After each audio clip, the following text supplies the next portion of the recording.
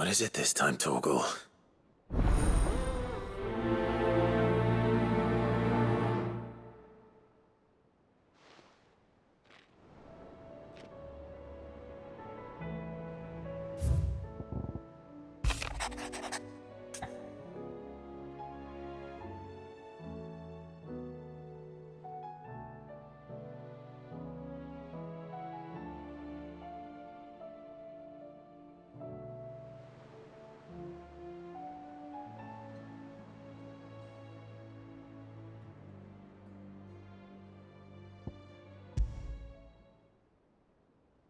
Something tells me this is no mere adventure story.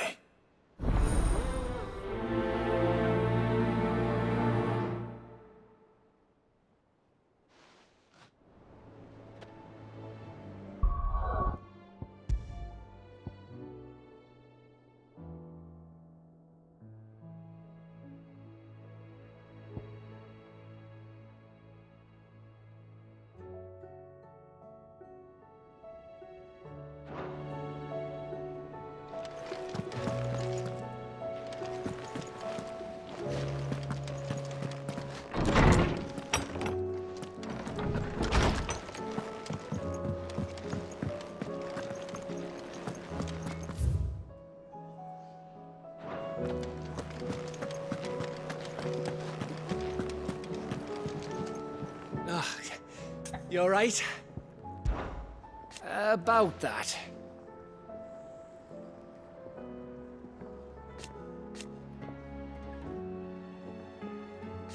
Oi!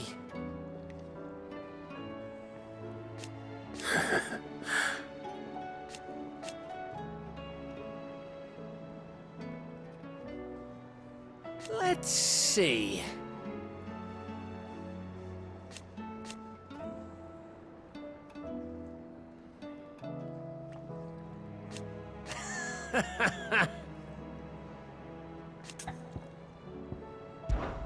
You off then?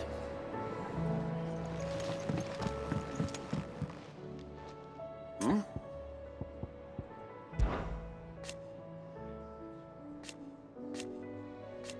Huh.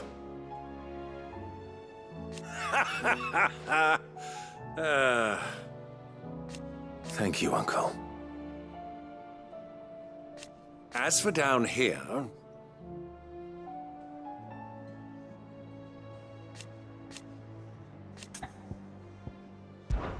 Clive, my boy! Rutherford informs me that we owe you our thanks. Hadn't intended for you to get involved, but such are the times we live in, huh?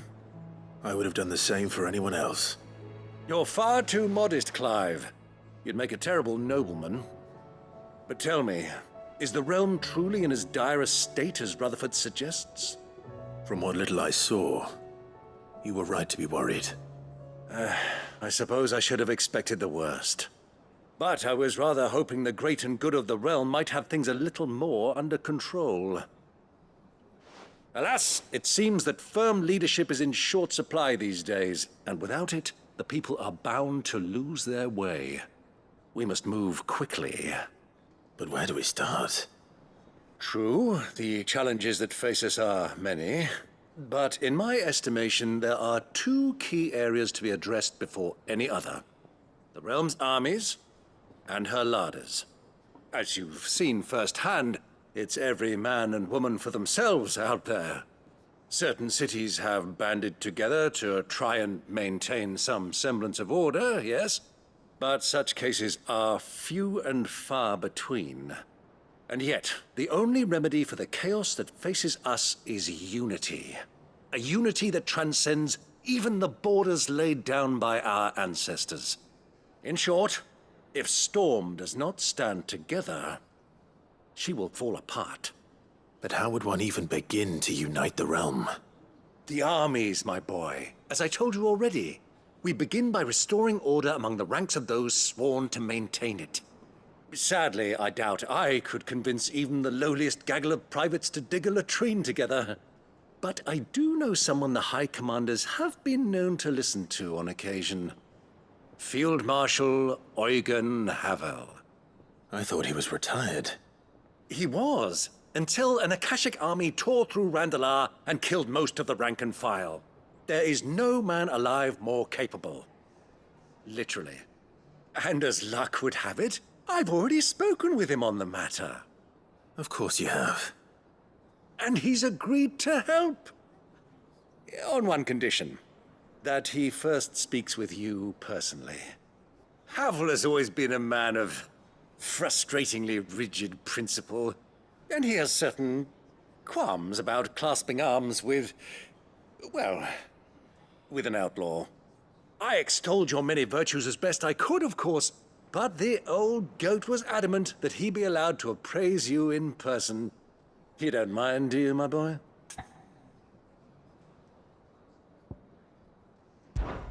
Of course not. As long as chaos reigns, we will never build a better world. I'll do whatever it takes.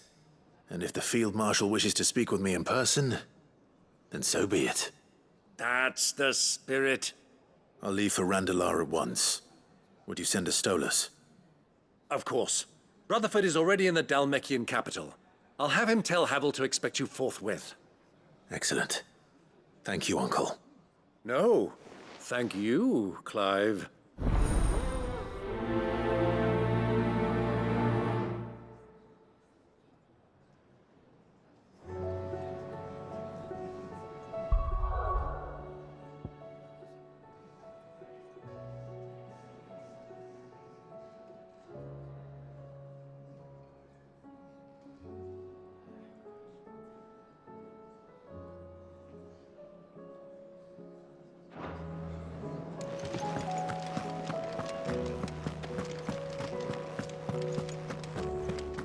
First the skies, then the crystal.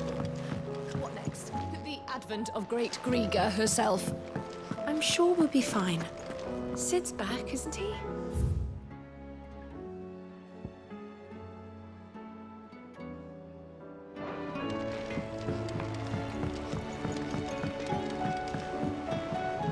Oh!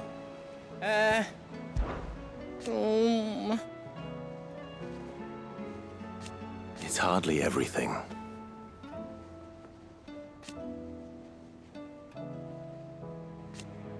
And I will! I promise! You can count on me. Be seeing ya! Say what you will, Lady Karen. Seen ourselves out.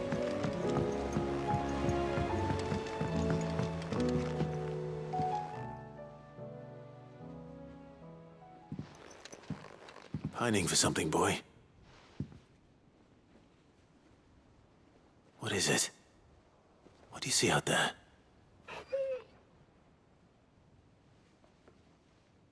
I never did ask where you got that anklet of yours. From Sid, that's why. On the day he brought him home. That long ago? And you're only thinking to ask this now? Sid saw that the pup had a habit of gnawing on his leg, since you ask. Clap that there iron on him to keep him from doing it. What was wrong, boy? Heartache, like as not. Must have been hard on the poor whelp losing his loving masters at such a young age. Doubly hard in being a frost wolf, torn away from his icons and all. Sid would always tell him, you want that iron gone, you find what it is you're looking for. I reckon what he were looking for was you. I'm sorry, Torgal. Sorry for making you wait so long. Let's get that thing off you.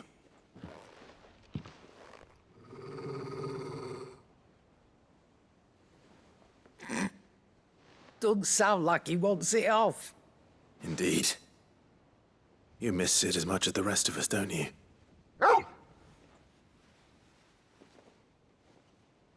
You want me to go with you somewhere?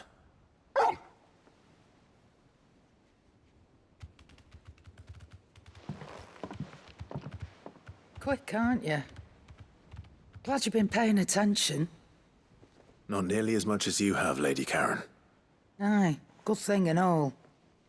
It's not like Gav would have kept him in nuts and rubbed his belly these past 10 summers. Your kindness is appreciated. You've been a good friend to him. Only because he doesn't talk back like the rest of you. Go on now.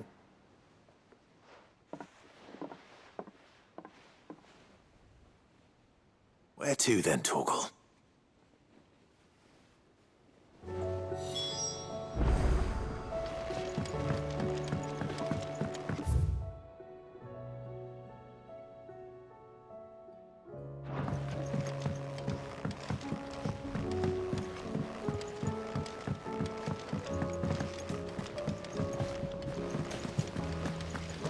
What do you think happened to Miss Middledore? I heard she was kicked out of the university.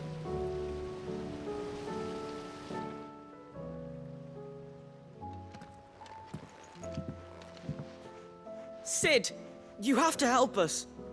With what? You didn't take apart another of Mid's contraptions, did you? No? Well, yes, but that's not what we want to talk to you about. It's Miss Middledore. She's been acting strange. Very strange. She's barely ever around. When she is, she acts like we aren't even there. Her head's in a crowd. In the clouds. That's what I said, in the clouds. Well, she does have a lot on her mind. When did you last see her? Not long ago. Right after she got back from saving you from Stonehenge. Then it's probably just about the Enterprise. It did take quite a battering on the way there and back. You didn't break it, did you, Sid? You really should be more careful around Miss Middeldore's inventions. Don't listen to her. Even if you did break the Enterprise, you could put it back together, couldn't you? But who's gonna put Miss Middledore back together? She seems really sad.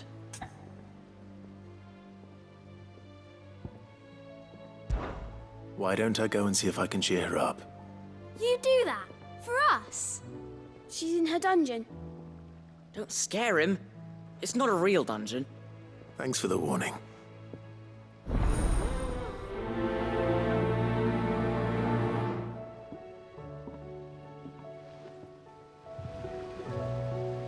Miss Shirley says we're not allowed in the dungeon.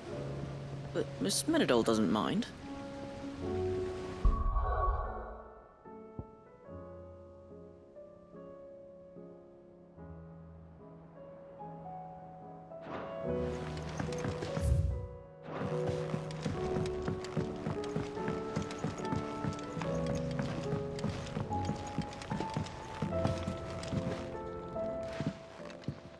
Mid, if you have a... That's it! I knew it! The answer was right here under my arse all along! If this doesn't steer to the skies, nothing will! To the skies? You aren't trying to give the Enterprise wings, are you? What else would I be doing? The children seem to think you're avoiding them. They're worried about you. Is this really so important that you need to shut yourself away from everyone? The Enterprise is already the fastest ship in the realm, and that's with the sea beneath her. But what if she weren't bound to the waves? What if she weren't bound to anything at all? It's not fair. The gods get the skies all to themselves, so I'm gonna do something about it. The Fallen had their chance, but they relied too much on magic. And see where that got them? But not me. I've discovered how to do it without. Well, almost. First, I need to make a prototype. And is that a one-woman job? Are you volunteering? I'll have you know the Enterprise is my baby. But if a godfather's offering to lend a hand, I'd be happy to take it. First, I'll need oil, and not just some old drippings from Miss Molly's spits in the Tub and Crown. Refined stuff, like they make in Ordill. Then I'll need some bone, or shell. Light, strong, preferably no longer attached to the beast it belongs to. If it's beast bones you're after, I'm sure the curse breakers will know where you might find some. No, they'll know where you might find some. You're the one who offered to help, remember? I should speak with one of the curse breakers before I set off for Old Hill. See if I can't find this bone while I'm there as well. They make an oil down at the docks in Ordill that's as slippery as the sea nasties they render it from. With that and the bone I told you about, I shall be able to finish the prototype.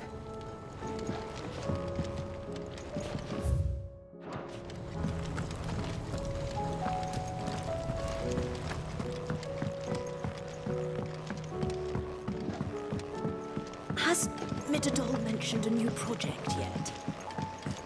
Not exactly. Seems preoccupied. I will not let them be forgotten. Sid, may I have a moment? Of course. It is an honor to finally speak with you. My name is Herman. I've been with the Cursebreakers for some time now, and I wish to be deployed to Ash. Any assignment will do. No. The lands across the Narrow are too dangerous. I will not send good men and women to risk their lives needlessly. Why would you want to go back? I need to retrieve something.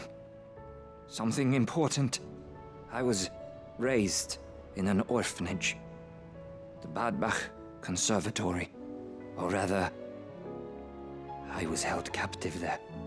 It was not a place of nurture. It existed solely to turn bearer children into mindless weapons. We were tortured until we feared no pain. Tormented until our hearts turned to stone. And few ever survived long enough to become tools of the last king. I can't imagine. I lost so many.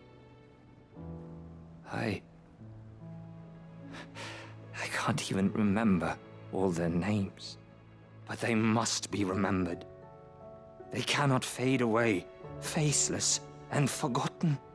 The Institute was run with military precision. Every child measured, every name recorded, every death logged with meticulous care. Sid, allow me to travel to Ash and recover the registry so that my brothers and sisters might live on.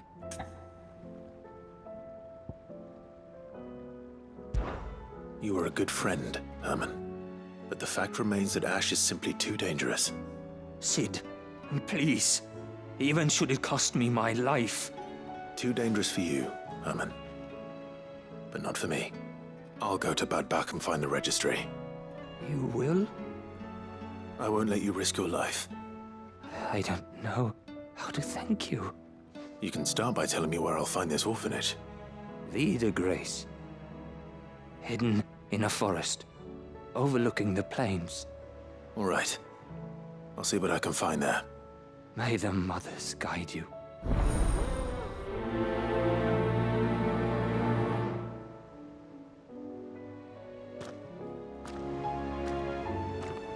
The plains of Vida Grace have haunted my dreams since I escaped from the orphanage. I can't say I was looking forward to returning.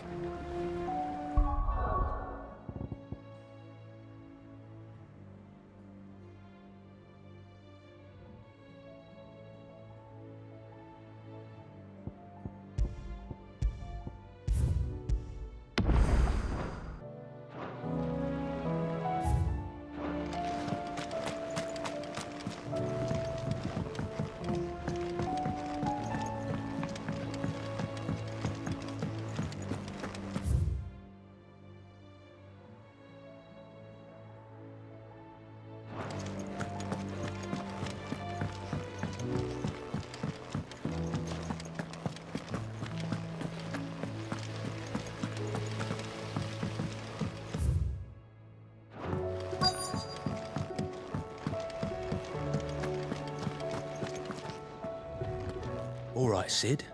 Come to buy us around, have you? Only if you earn it. Mid needs a piece of light but durable bone for her next project. You've encountered your share of beasts on your travels across the realm. Any ideas? Most bones are the same. Whack 'em hard enough and they'll break.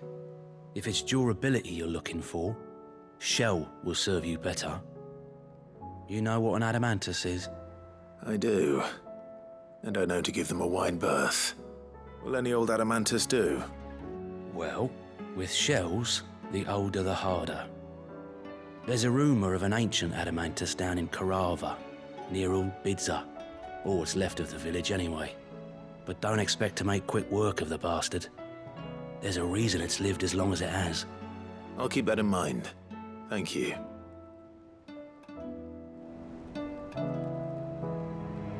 Normally, I wouldn't recommend going anywhere near an adamantus, let alone one that's had a few centuries to let its temper simmer. They're mean bastards, and they only get meaner with age. Why do you think the village of Old Bidser was abandoned? How are you doing? Here you go.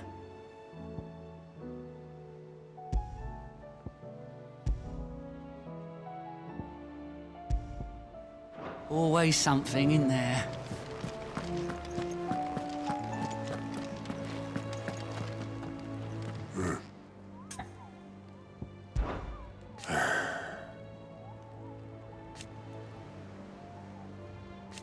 No.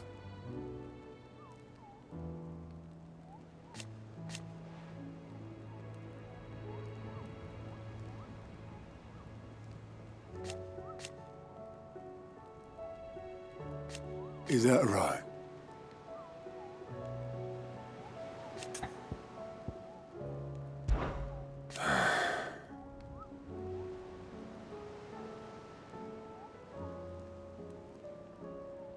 Might be time to take a step back.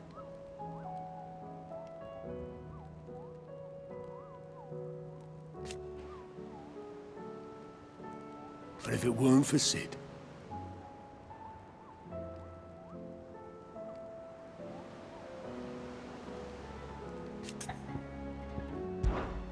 I'll be here if you need me.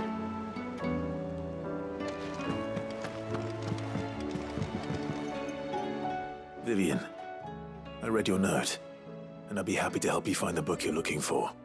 Thank you, Clive. But tracking it down will not be easy. Are you sure? Please.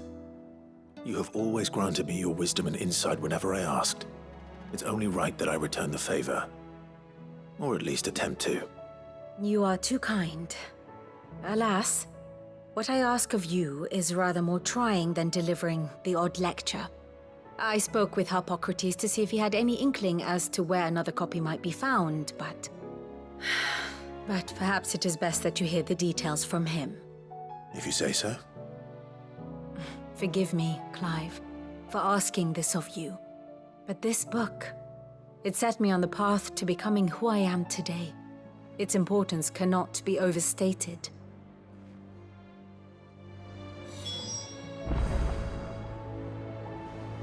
What will it be today? Well, Clive? I am.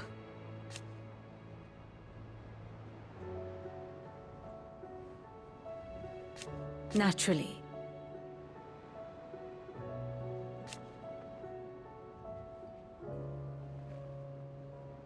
I shall...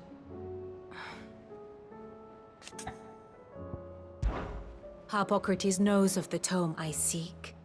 Whether what he has to say makes you happy to have agreed to help me is another matter. How may I help you today? Of course.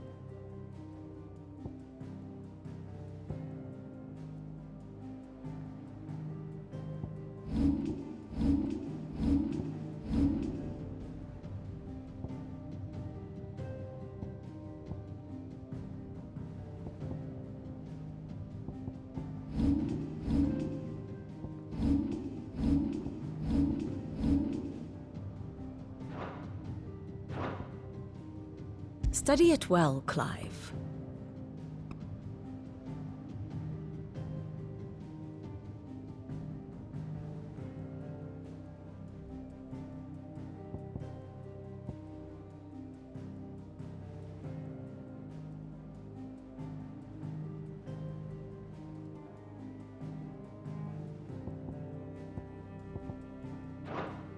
Thus ends today's lesson.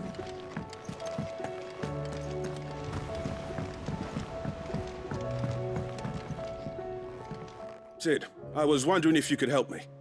It depends what with. A bearer, but recently freed from his bonds, is keen to join the Curse Breakers. As you know, the work we do is not easy, which is why we test every volunteer's suitability. I was hoping you could oversee this one's evaluation. I don't mind, but why this one? Because he wants to be a scout. Our ranks are filled with men and women capable of breaking chains and putting slavers to the sword. But scouting, we're few with the nose for that, which is why we still rely so heavily on Gav. And since he accompanies you on so many of your missions, I thought you might be better placed to recognize the traits in him that we should look for in those who'd fill his boots. Sounds reasonable. So you happy to oversee the boys' test then?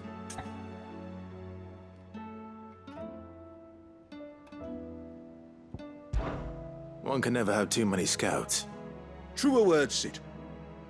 I'll let the initiate know that you'll be attending his trial, and that he is to proceed directly to Northreach in readiness. No time like the present, eh? No time like the present. I'll await you there.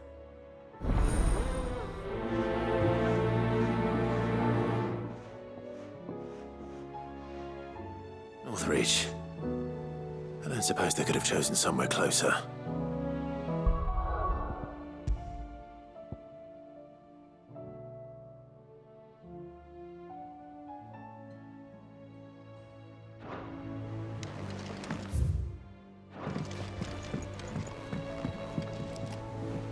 Sid, do you have a moment? By all means. It's my old master. Seems there's no escaping her. She found some way to send me a letter. And something else. Records from a Waluda prison. Seems they were keeping a lot of bearers there. How did she come by such a thing? Finding bearers always was her strong point. And it seems the cells of Balmung Dark are full of them. Foreign captives, the masterless. Bearers no one would miss. And even better for her, bearers with no one to look after them. When ether started lapping at the walls, the jailers fled. Leaving the bearers to be liberated by whoever happened to come along next. Sid, I'd like to believe that I've earned your trust by now. And while I'm well aware that you've forbidden Cursebreakers from traveling to Walud, I can't let those bearers die in their cells. I'd rather risk shipwreck on the Shadow Coast than leave them to starve.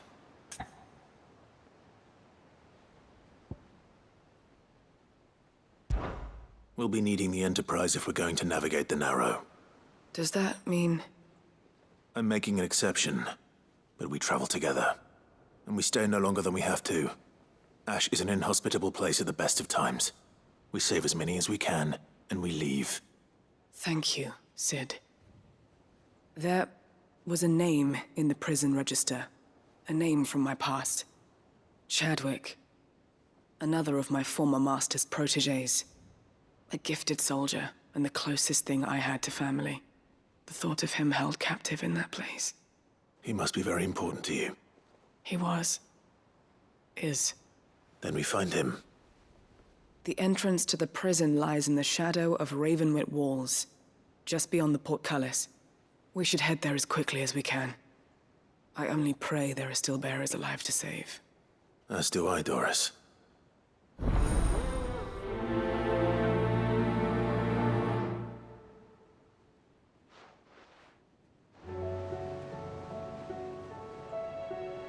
How long has it been since the jailers of Balmung abandoned their charges? Without food or water, they won't last long.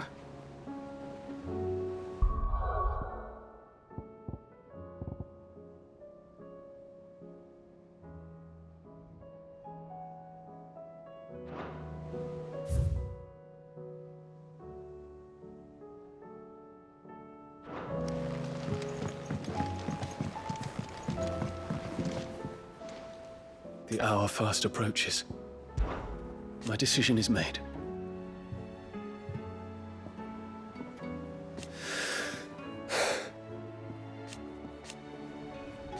You said it yourself.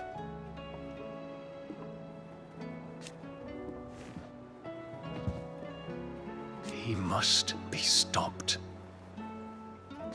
He must.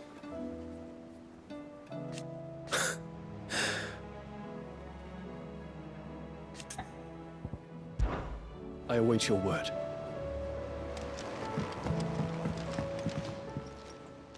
Ah, Clive. This is it then, brother.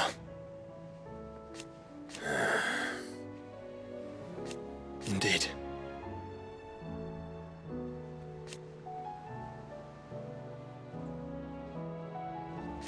You're wrong.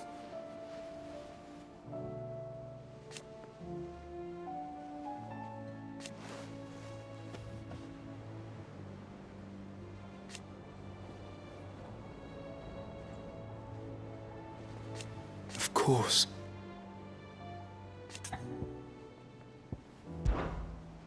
Joshua, what's wrong? And don't say nothing. It's not nothing. I've received word from Cyril. The Undying have found Father's will, or something akin to it. His will? How? Where? In the crypt beneath Rosalith Castle. After Kupka was kind enough to drive out the Imperials, the Undying took the opportunity to recover what relics of the Duchy yet remained. And in the process of doing so, they found a letter from Father. I'm surprised anything survived down there. Cyril asked that I join him in Tabor at my convenience. I have been meaning to go, but... would you join me? Of course. I want to know what's in that letter as much as you do. Very well. I am ready to leave when you are.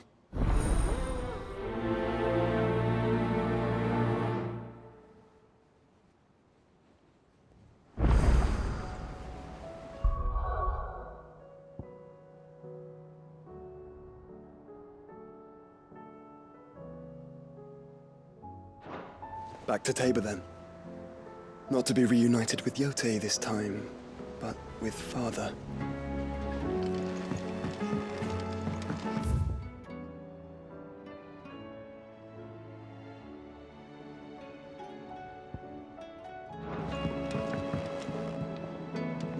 All right, Torgal. Where are you taking me? I'm going to need a little bit more than that, boy. Do you have a better hint for me? Unless... you've already given me one. Back on the rear deck, you were looking west, toward Rosaria.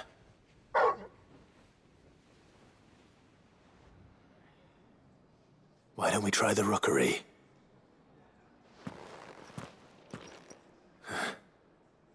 I haven't been to the island in almost 20 years. To Port Isolde, then. Fingers crossed the old mooring is still there.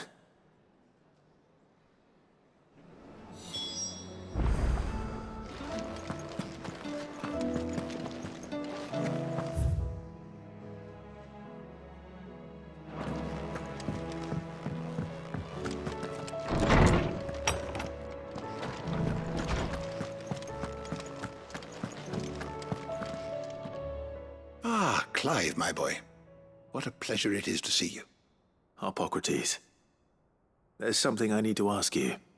I've been charged with locating a book called From a Distance. Then you seek a rare gem indeed. One whose name I had not thought to hear from your lips. You've been talking to Vivian. Right as always. But she didn't seem keen to tell me very much. I take it she didn't like what you had to say. And yet I gather it did naught to dissuade her.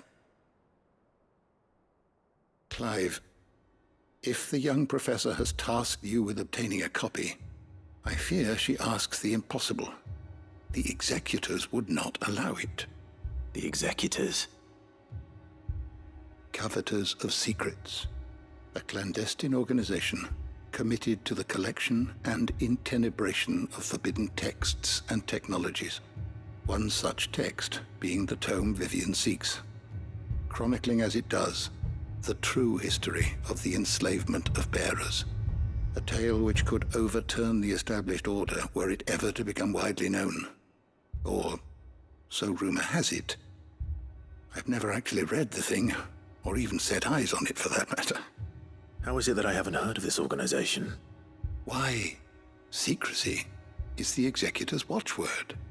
They lurk in the shadows, emerging only to seize that which must be seized, be it books, inventions, or people, before disappearing again, leaving nary a trace. Which would explain why Vivian's copy was snatched from her grasp not long after she found it. By the hand of the executors, yes. But what drives them?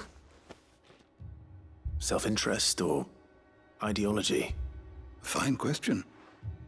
Sadly, all that is known of the executors can be recounted in a single breath. You may just as soon ask me of their origins, numbers, or the identities of their leaders. Any answer I give would be pure speculation. Then my hunt was doomed from the first. What was Vivian expecting? That I'd pluck it from thin air? Not from thin air, no. From ash. Rumors of the executors are rife among the scholars of Storm, but rather less so across the strait. I have a friend. Well, I had a friend in the village of Garnick, a collector of rare tomes, upon which subject we would oft correspond. Alas, I have heard naught from him since the skies fell dark. And no doubt he, too, has turned. But, though he did not mention it by name, it is possible that a surviving copy of From a Distance yet rests upon one of his many shelves, quietly awaiting discovery. If you were, by some chance, able to save even a single book from the poor man's library, I know his soul would rest easier. Very well.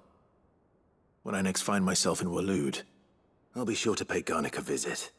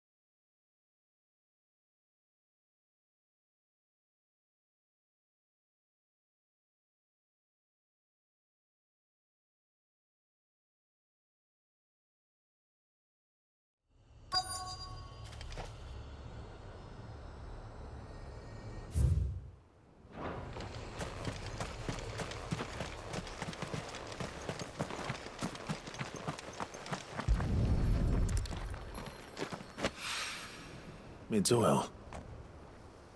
After what happened here, it's a miracle there was any left at all.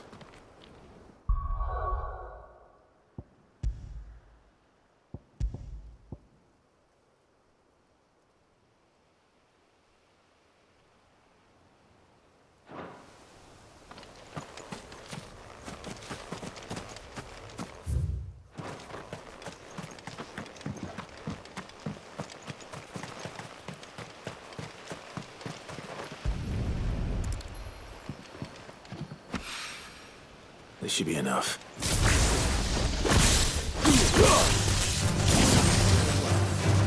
Over here!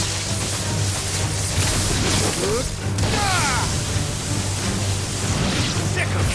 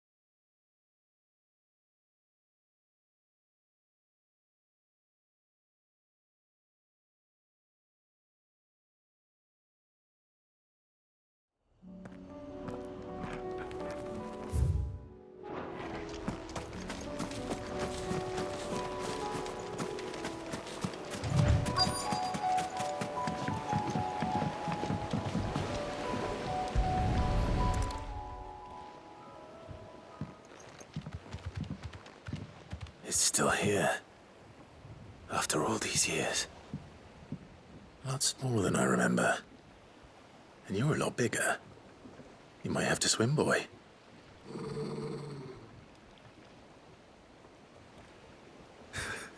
I wasn't being serious. You two go on without me. I doubt that boat will hold a third. If you're sure, we won't be long. Hop in, boy.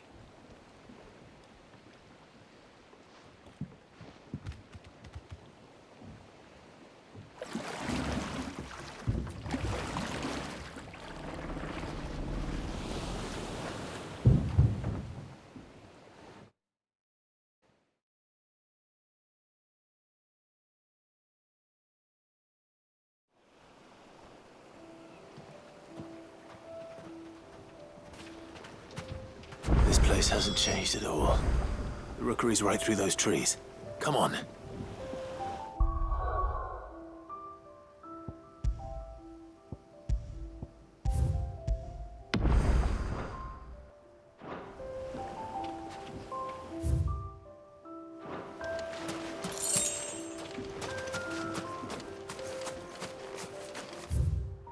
Race you there? I bet I could still beat you.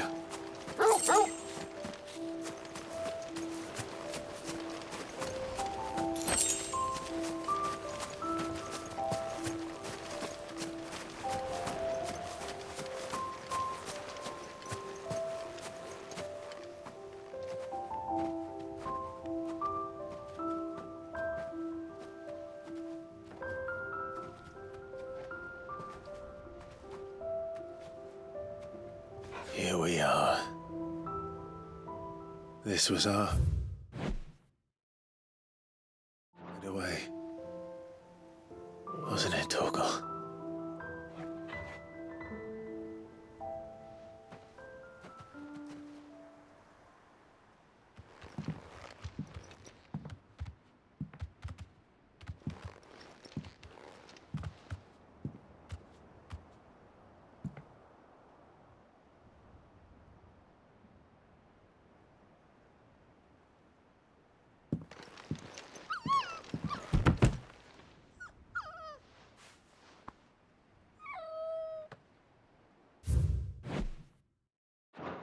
Coming here helped me to forget who I was.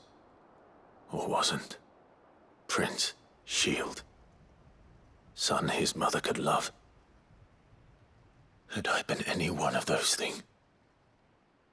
Perhaps.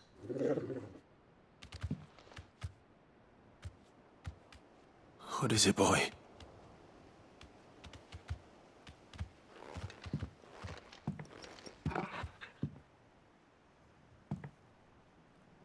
This is all from the castle.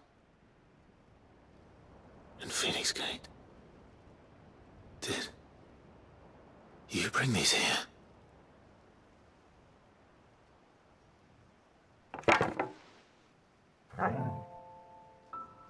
My sparring sword.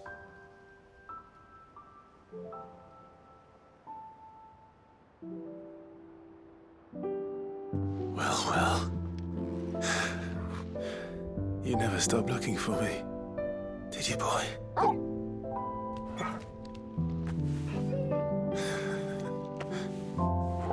Thank you, Torgal,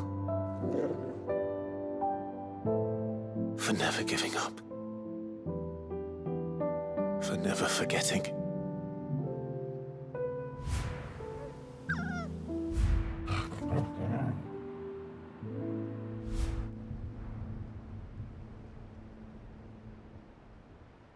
Let's take this with us, shall we? So I don't forget either.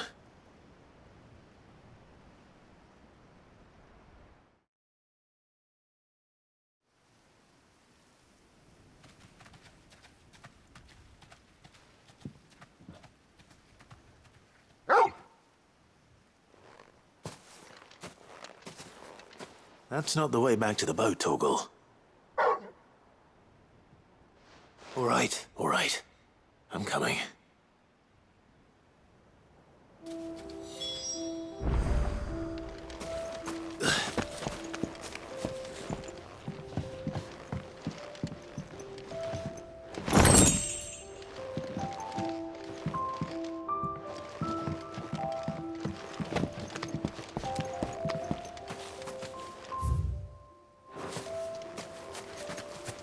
I think I know where we're going.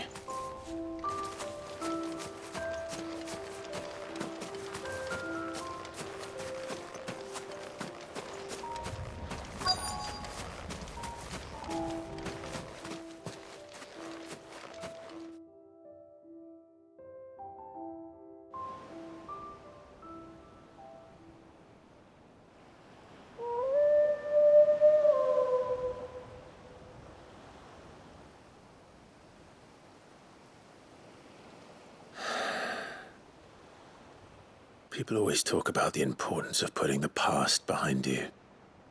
But without it, we wouldn't be who we are today. And we certainly couldn't steer our way to a better tomorrow. Come on, Torgal. Let's go home.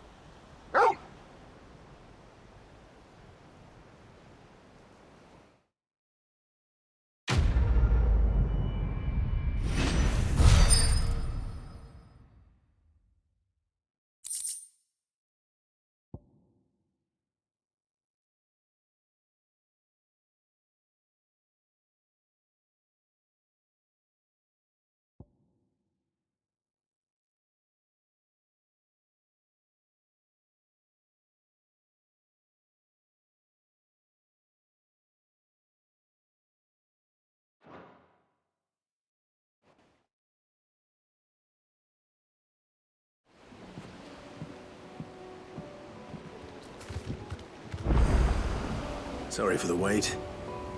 We're ready.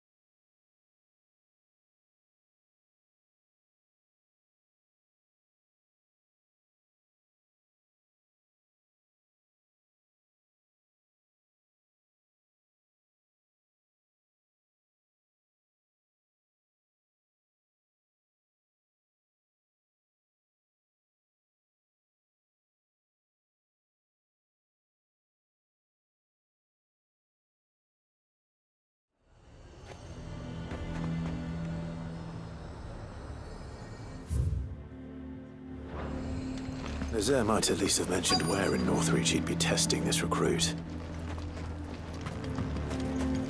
I'm nervous. Is it alright to be nervous? I don't care either way, so long as you do as I tell you. Well met, Sid. This is the initiate. Ember, present yourself. At your service, Master. Please, just Sid. There are no masters here. Your life is your own. Oh, of course. Thank you, Sid. The sergeant says you'll be evaluating me at my trial. To become a scout, yes. You are aware of the dangers inherent in that role. I am. But I swore I'd face them. Just like the man who saved my life. And who would that be? Gav. It was him who found me and freed me. No magic, no support, just one man and his nose. Came and sniffed me out. It taught me what one man can do if he puts his mind to it. And I've been training ever since, so that one day I can be someone's saviour, just like Gav was mine. I'm sure he'd be flattered. You clearly have good intentions, Ember. And it sounds like you're under no illusions. Stick to this path and you'll make a fine cursebreaker. So, what? Have I passed? You haven't even started yet. Now listen.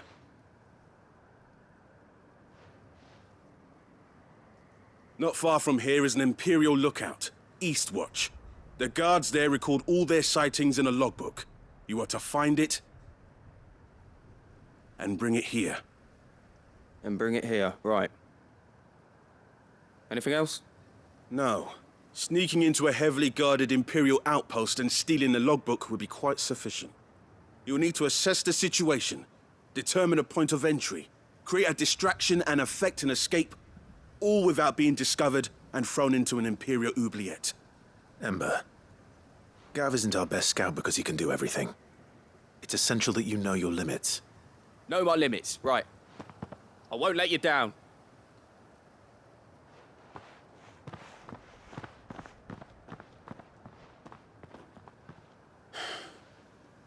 It shouldn't be as dangerous as I made out. But keep a weather eye on him all the same, would you? On my way. All right, Ember. Impress me. Even now, the capital has moved. The Empire keeps the watchtowers overlooking royal meadows and the Sea of Grace manned. But only by a skeleton crew. It's a trial, not a death sentence.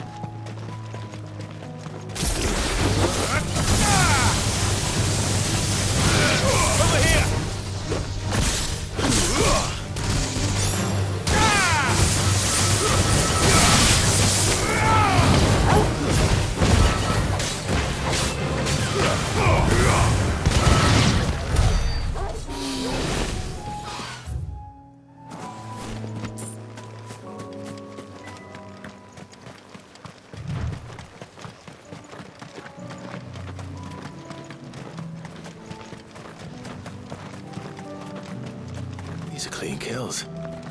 Perhaps young Ember really is ready. Or maybe not.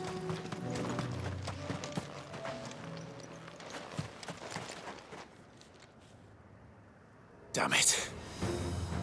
Ember, draw your sword! I can't! Then run! If you want him, you'll have to go through me.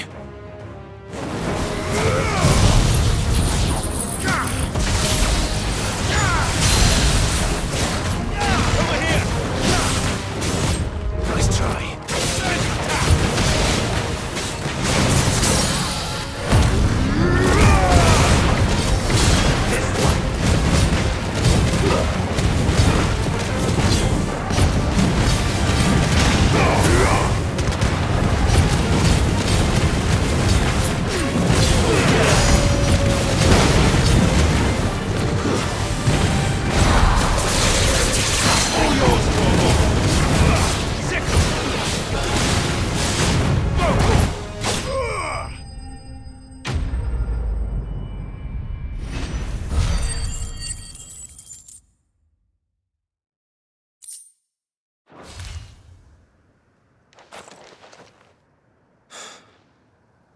Ember, are you...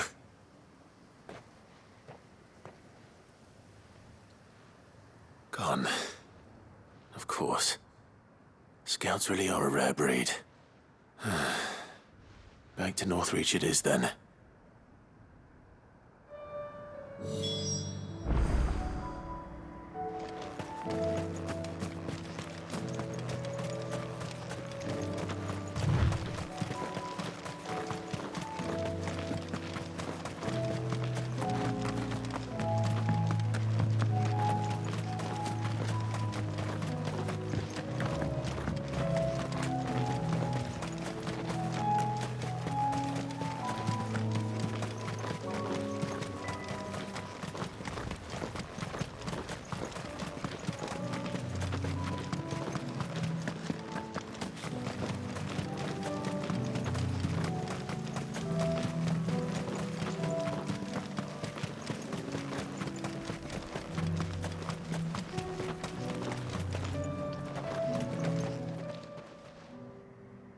I didn't expect you back so soon. Where is Ember? How did he fare? I thought I'd find him with you. He must have fled. I followed him to Eastwatch, where I found him being set upon by a wild Avis. He was just standing there. Didn't even draw his sword. I had to step in and take care of things. But by the time I had, he was nowhere to be seen. I assumed he'd set off in your direction, but apparently not. I'm sorry, Sid. I knew the boy had a nervous streak, but he seemed like... The right man for the job? I believe this is the logbook you tasked me with retrieving. Eh? How did you... Don't you tell me you breached the tower while Sid was busy saving your skin. What? Wasn't that what you asked me to do? To bring the thing back without getting caught? He has you then, his heir. And he did it all on his own. But Sid, he did what he thought was best. And now I have to decide whether I agree. Of course. We'll await your evaluation back at the hideaway. Don't you leave my sight. Yes, Sergeant.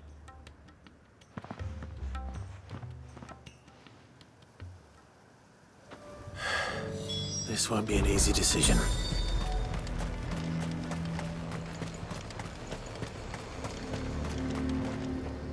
Welcome, welcome.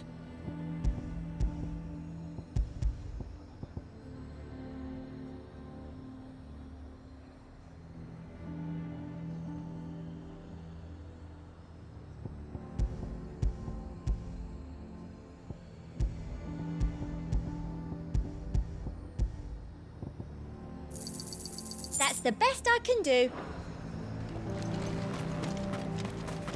The garrison is threatening to pull their sentries from the markets if we don't cooperate.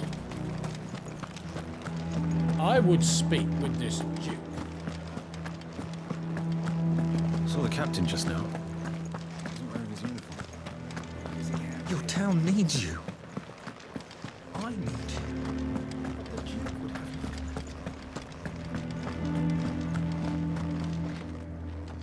Do you have a moment, Clive? What is it? It's the Duke, unsurprisingly. His Eminence has assumed full control of the garrison and put every able-bodied man to work on the fortifications. The town was left all but unguarded, so Philippe was compelled to form a citizens' watch to fill the void. And though my dear boys have been characteristically willing to assist him in this, they want for bodies. So I was wondering if you would lend them your strength, that the people of Northreach might sleep easier, if only for a few nights.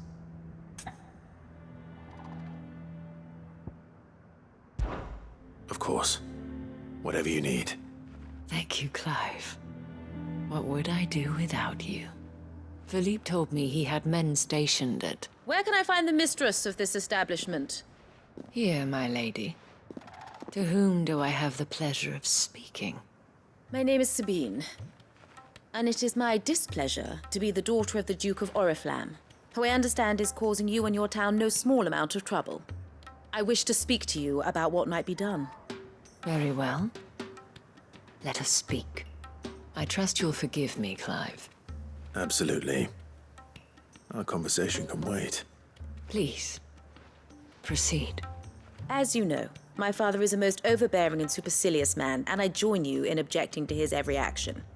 Indeed, I owe you my thanks for continuing to argue against his reckless plans. Yet I fear he is not one to be swayed by reason.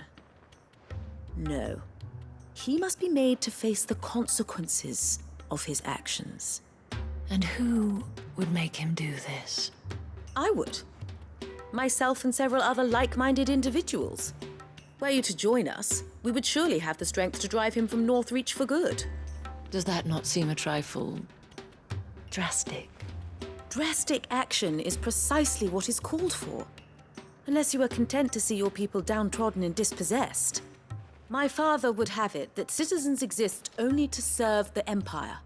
That they should be forced to make every sacrifice to ensure her revival. But he is wrong. It is not the people who must serve the Empire, but the Empire who must serve her people. He's always been like this. Scornful of the opinions of anyone he judged beneath him. But he cannot be allowed to ride roughshod over the common folk any longer. We must fight him by all possible means. Fight him? No. My purpose is to quell the tension in Northreach, not to stoke it. Respectfully, my lady. Our only chance of saving this town depends upon every one of us uniting against our common enemy. Your father and his followers included. While I understand your frustrations, I cling to the hope that he may yet be won round. False hope, I assure you. But I see that your mind is made up. I shall bother you no longer. If you will extend me the same courtesy, I bid you good day. She certainly has spirit. Indeed. But unfortunately for us, that spirit is only likely to harden the Duke's resolve, which may be enough to seal the fate of this town. Not that she cares. This is all about her and her father. Families. I'm sorry, where were we? Ah, yes. I was about to tell you of Philippe's plans for the town watch, but perhaps it's better that you heard them from him. I believe he's in the market, if you'd be so kind as to seek him out. Right away. It's just a pity I cannot join you. I'd like to see the two of you in action together.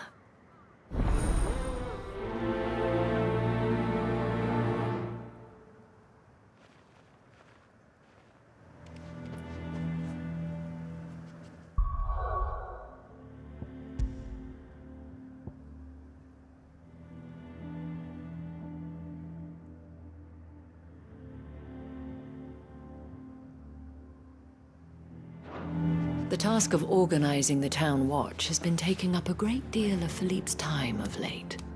And the rest he spends guarding the main gate to the markets. You'll find him there, most likely.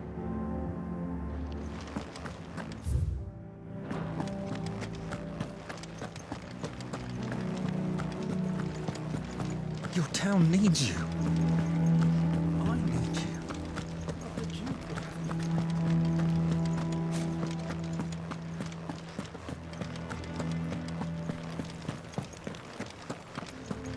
What does the dame have to say about all this, I wonder? So you are content to abandon the... Please, I beseech you. If you are a true son of Northreach, you must fight to defend your home. That's exactly what I am doing, milady. Or trying to, at least. The land is crawling with fiends, and someone has to keep watch. Even when our true enemy is hiding in the garrison? Fine. You're not the only able-bodied man in Northreach. Thank you so much for your help.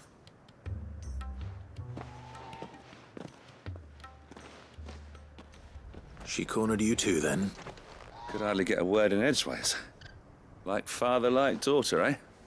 She made an uninvited appearance at the Vale earlier, hoping to convince the Dame to join her in fermenting rebellion. I bet that went well. Her ladyship seems to have a way with people. Anyway, what brings you here? Our mutual friend thought you might welcome some help. Oh, she did she? Right as always. In fact, you're just the man. We've had some reports, you see. Sightings of, you know what. They're back. Seems that way. All over, too. We haven't been able to confirm anything yet, but if you're willing, you could go and see what's what. Right. Where should I look? You know Grieger's Weep? One of the sightings places them somewhere on its shores. I'm on my way. Thank you, Clive. I'll look into one of the other sightings. Let's rendezvous back here later.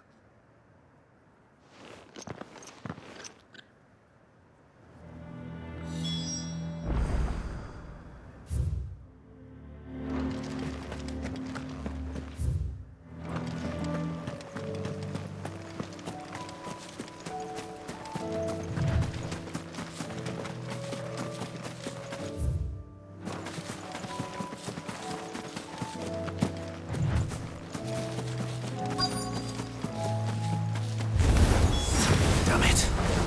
The reports were true. I need to stop them before they get to the town. Get him!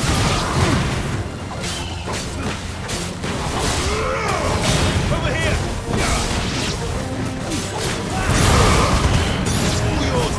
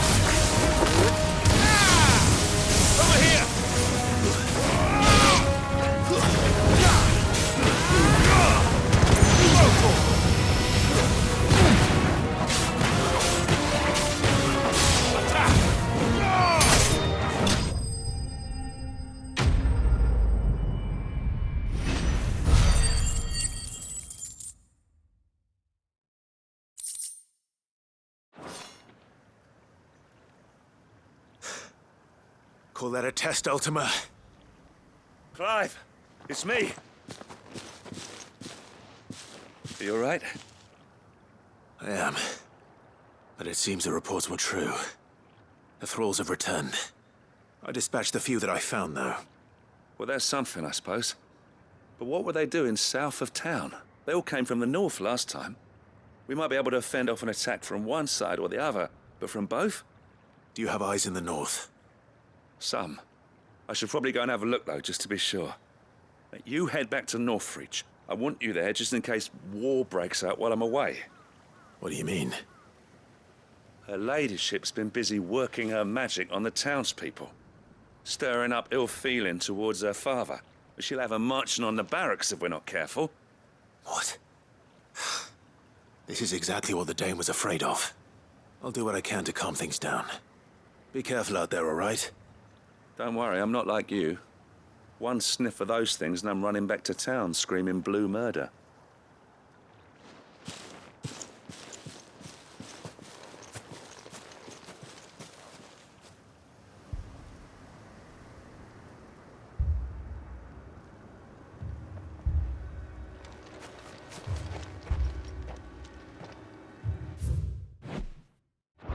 Do you not see, Father? The people of Northreach have given enough, and only a fool would ask for more. Listen to me, Sabine. Where would our people be without their country, The Empire is their sword and their shield. It is she that ensures they can live without fear. And now she teeters on the brink. Without their sword, how will the people fight? Without their shield, how will they protect their kin? Can the unarmed stand against the advancing hordes? No. But there is yet hope. A new shield, a new sword. A new empire. We can rebuild Sandbreck, just as Great Grieger wills it. Perhaps we could, Father. But we don't want to. Not if it is built on the broken backs of the people. Please, let us not quarrel in the street. You must see that no good will come of this. Our fight is not with each other, but with the threat that draws ever closer to our gates. A threat that your sword has yet to rid us of, Your Eminence. You will hold your tongue, whore! You may have filled my daughter's head with your heresy, but I will not be corrupted. Corrupted? Your daughter's opinions are her own, as you would know if you had ever deigned to listen to her. At least I hope they are your opinions, and not posturing born of a family feud. Northreach deserves better than that. Northreach deserves better than you, Carla. Yes, I know who you are. The slut of Twinside who bedded a Branded. Jealous, are you? That a woman might choose a bearer over a pious man of Grieger. Clive! I met a swarm of thralls coming south from Oriflamme. Hundreds of them. Too many to count. No. Work on the fortifications has scarcely begun. We will retreat to Caer Norvent and there make our stand. Did you hear me? That was an order! While this is but a heartfelt plea, let us make our stand here and protect our homes. Protect those that we love. Together, for Northreach!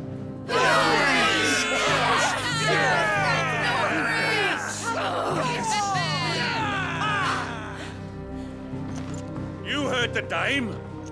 What are we waiting for? Pikemen to the gates. Archers to the roofs. Quickly, come on!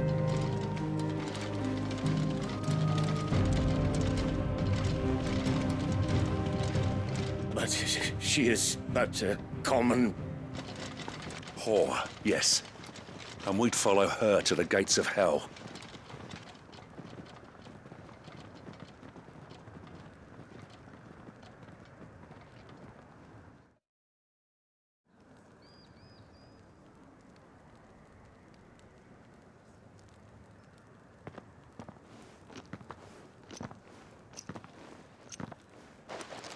The men have their orders, and they look like following them.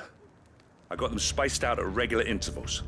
Whichever direction the thralls strike from, there'll be someone there to meet them. Thank you, Philippe. Rest assured the people will play their part. The herbalist has donated her stock of medicines to me. Should any of your men be injured, take them to the Vale. We'll see to them there. Thank you, milady. I will. I'll play my part too. You still want for numbers. Unlike the enemy. I only hope I can go some way to evening the odds. Philippe, can I leave the south in your hands? I doubt the thralls by the lake were the last of their number. Of course. I'll lead a party down that way so we don't get taken by surprise. What about you? I'll make my way up the road to Oriflamme. I've fought a few of these things. And while I can't promise to hold them all back, I should be able to thin the herd. All right. But take care. Thank you. Both of you. You can thank us when it's over. Till then, madame.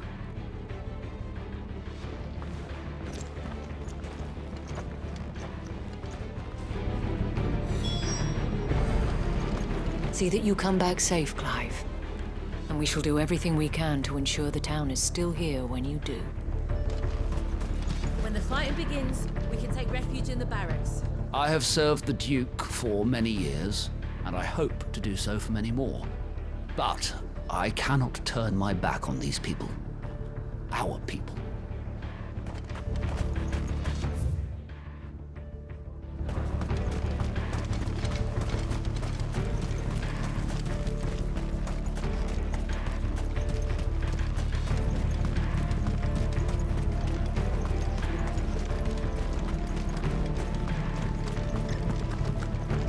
any get by, you can trust we'll be here to meet them head on.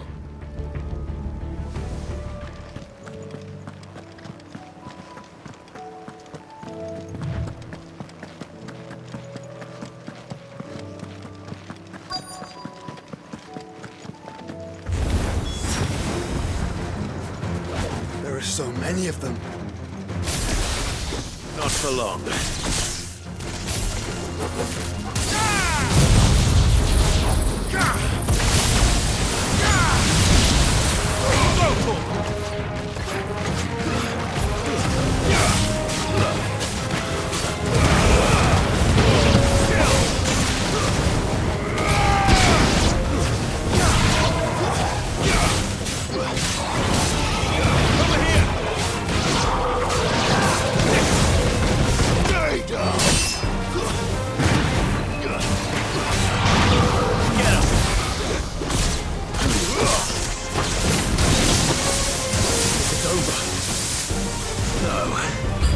It's only just begun.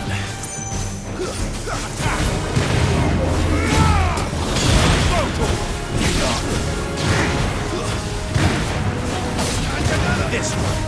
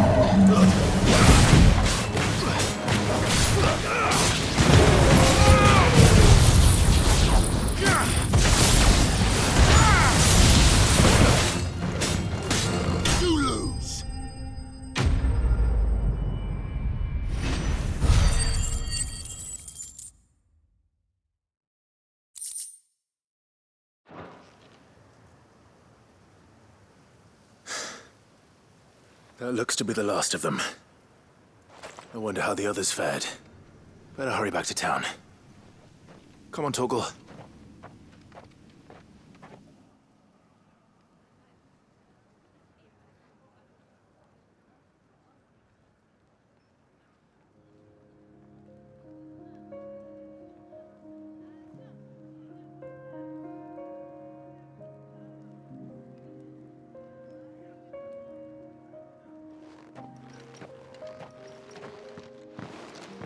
Clive, it's good to see you. And you. The road to Oriflamme is clear. How did you and your men fare? Well, we ended up fighting for our lives down by the lake. Took a few nicks, but nothing the girls of the Vale can't put right. Glad to hear it. Well, it seems we've survived.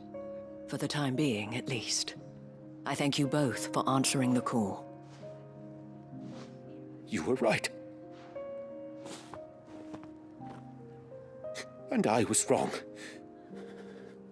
About everything. I had thought that the only way to unite the people was under the banner of Empire. That without a strong hand to guide them, they would drift apart. To be borne hither and yon by the eddying currents of fate. But you brought them together. Not by force, nor by the exercise of goddess-given authority, but by simply being one of them. By knowing what they feel, because you feel it yourself. Our purpose was ever the same, Your Eminence. You were merely distracted by a loftier vision of empire and glory, while our eyes beheld matters closer to home. You have the right of it again, as did you, Sabine. His Radiance said it himself. Sanbreque is naught without her citizens. I forgot that. And I am sorry. I'm sorry too, Father. I should never have taken things so far. I only wanted you to understand how the people felt. How I felt. But my anger got the better of me. Do not blame yourself, my dear. This was my doing. I should have listened to you. To all of you. Your Eminence, your Ladyship, I do not doubt that you came here with the best of intentions. But I believe the same could be said of us all. We all want safety, security, prosperity. Not just for Northreach, but for the entire realm. And we may yet achieve it. If only we work together. Will you join us in this? Yes. We shall. Thank you, Your Eminence. Now that that is settled, I must go and see to the wounded. The Vale's doors are always open to any soldier in need of relief. And today there are more than ever before.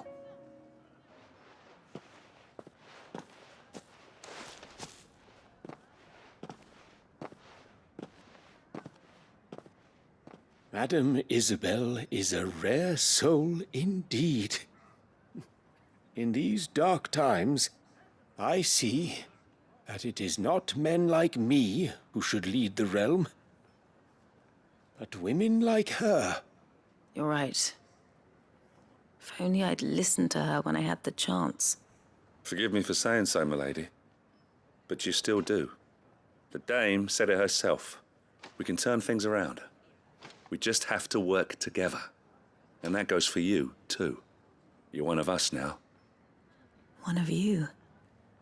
Well said, Captain. Let this be a new beginning. Not only for Sanbreque, but for us. Well, since there's nothing more to be done here, I should see if Isabel needs any help moving the wounded.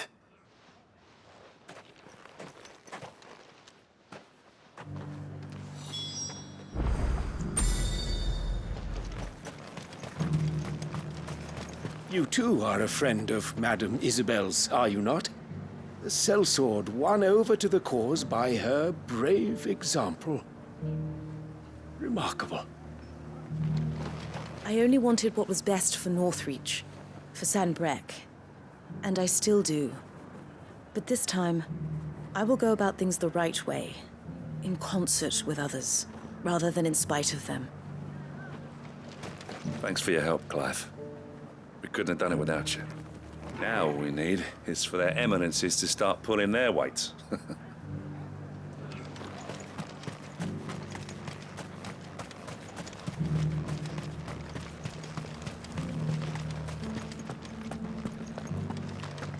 One of the dames, aren't you?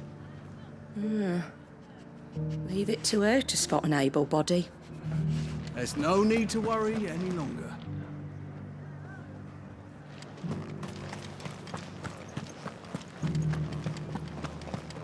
I saw several soldiers being carried to the Vale.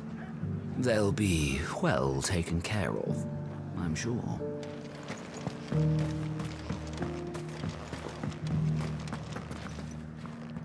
How goes the treatment of the wounded? I'd be happy to man one end of a stretcher if it would help. You've helped quite enough for one day, Clive. Thank you. Don't mention it. Oh, but I must. After all you've done for this town, it is the very least you deserve.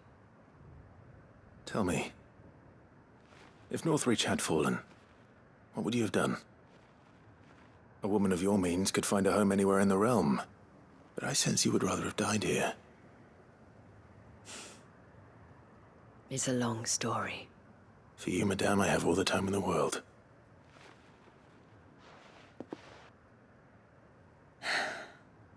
Very well. Long ago, I had a life in the crystalline dominion. I was Carla then, courtesan to the nobility. So sought after was I that it was only they who could afford my time. Alas, those halcyon days were not to last. For naive as I was, I fell in love with a bearer. He was my master's guard, the gentlest man I have ever known. After they discovered us together, he was whipped bloody and forbidden from ever looking at me again. And so we fled. Not that we had anywhere to flee to. We wandered, aimless and starving, half dreading, half praying that the next day would be our last. Until we found ourselves here, in Northreach. It was the Vale that took us in, that fed us, clothed us, and healed our hurts. Those that could be healed, at least. My love was already too far gone. He passed away. He did. Not long after we arrived. But at least we were able to share a few moments of peace before the end. It was the greatest gift I have ever received. But the generosity of this town and her people did not end there. The men and women of the Vale supported me through my grief. Shared in it, though I was still a stranger to them. They treated me like a sister. And so I swore that I would always do the same. That I would return the kindness that Northreach showed me. That I would repay my debt to the Vale.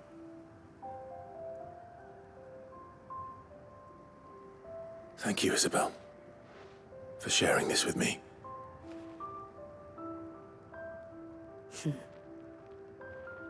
You're a lot like him, you know. Perhaps that is why I have such a soft spot for you.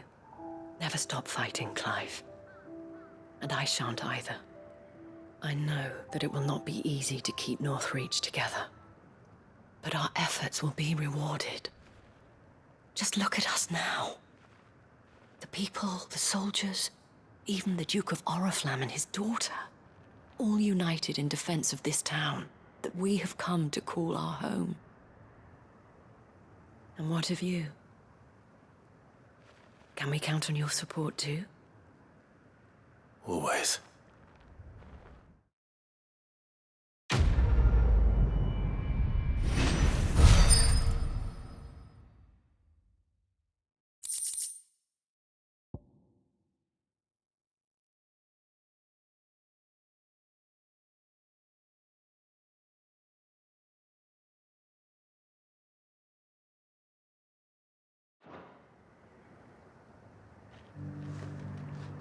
We have brought Northreach together. Now the fight begins to keep her together. For if this town is to survive, we must all play our part. Including you, Clive.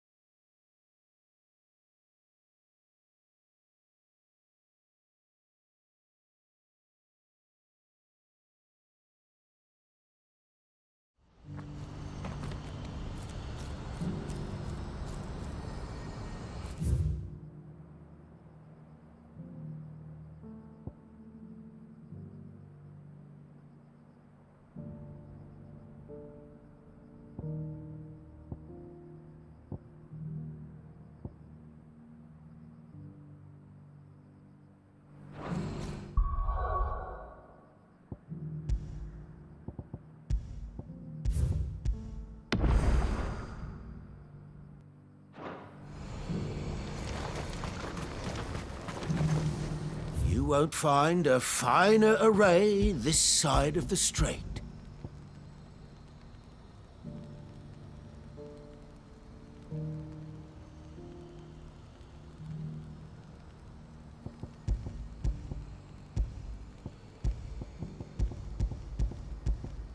May Gilbert smile upon you.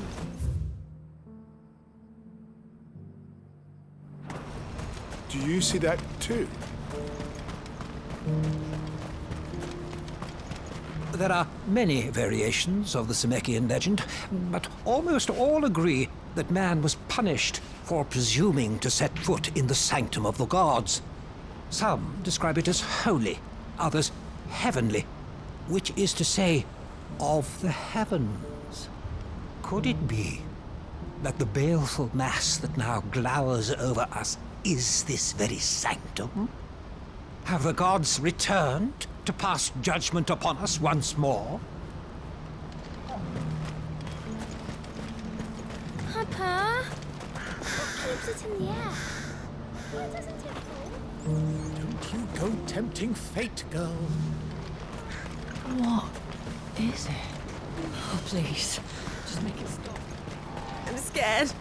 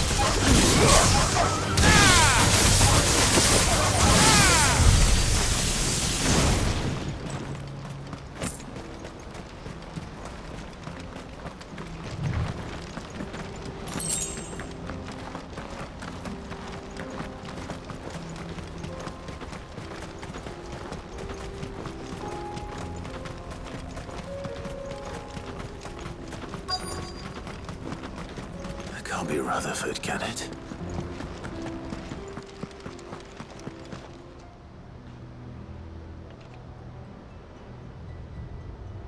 Turncoats and cowards, the lot of you! If it's a fight you want, it's a fight you shall have! Allow me. I don't need your... Please, Field Marshal, oblige him. This won't take long. You're right. It won't. Men, finish him.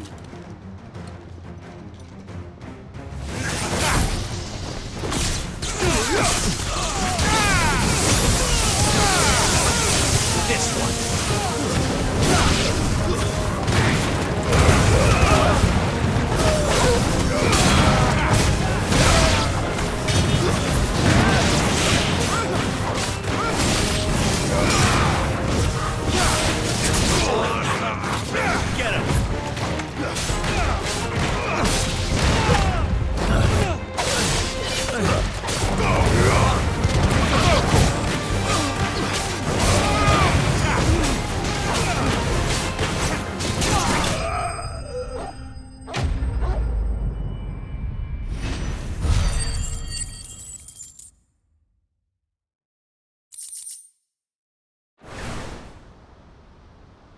A little longer than I'd have liked.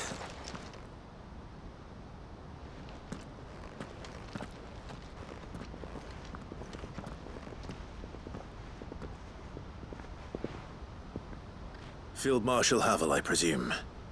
Are either of you injured? No, my lord.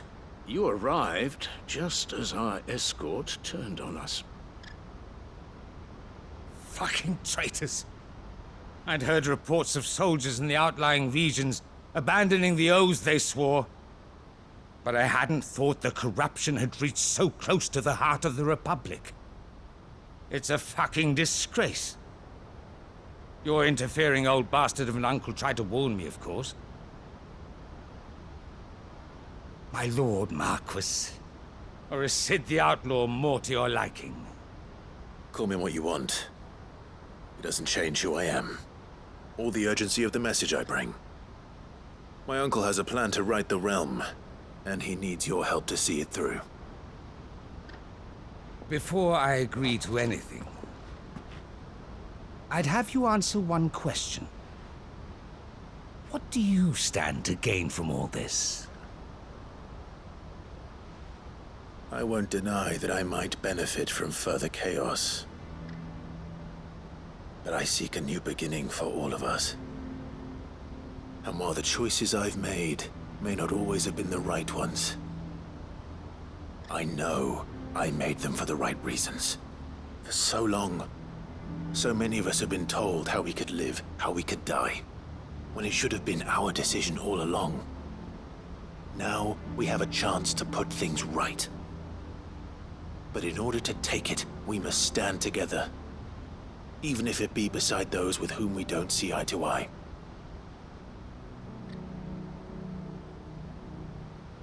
Certainly not the words I expected from an outlaw.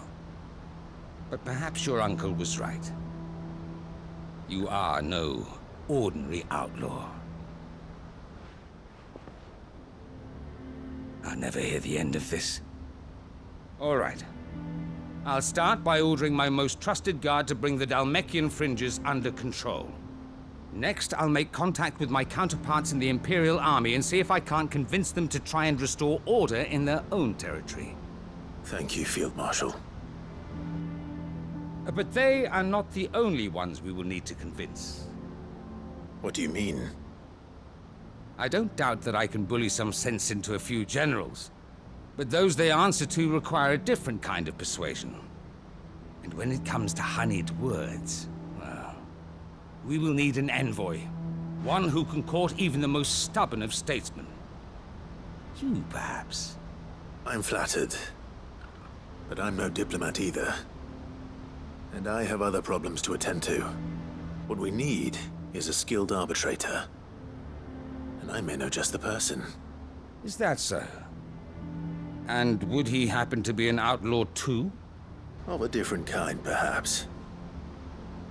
Well, beggars can't be choosers. I suppose we'll all have to find a little of the outlaw in ourselves if we're to make it through this. Very well. Send your man to me right away. I shall.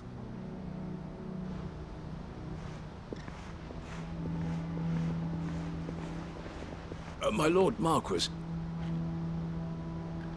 Your Lord Uncle bade me escort the Field Marshal to his manor in Port Isolde.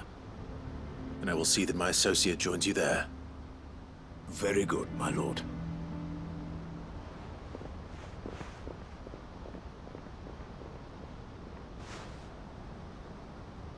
Huh. An envoy. I'm not sure I'm the man to talk anyone round. I can barely convince my brother to take his medicine. No. This is a job for someone with experience. Someone like Quentin. I hope I can convince him at least.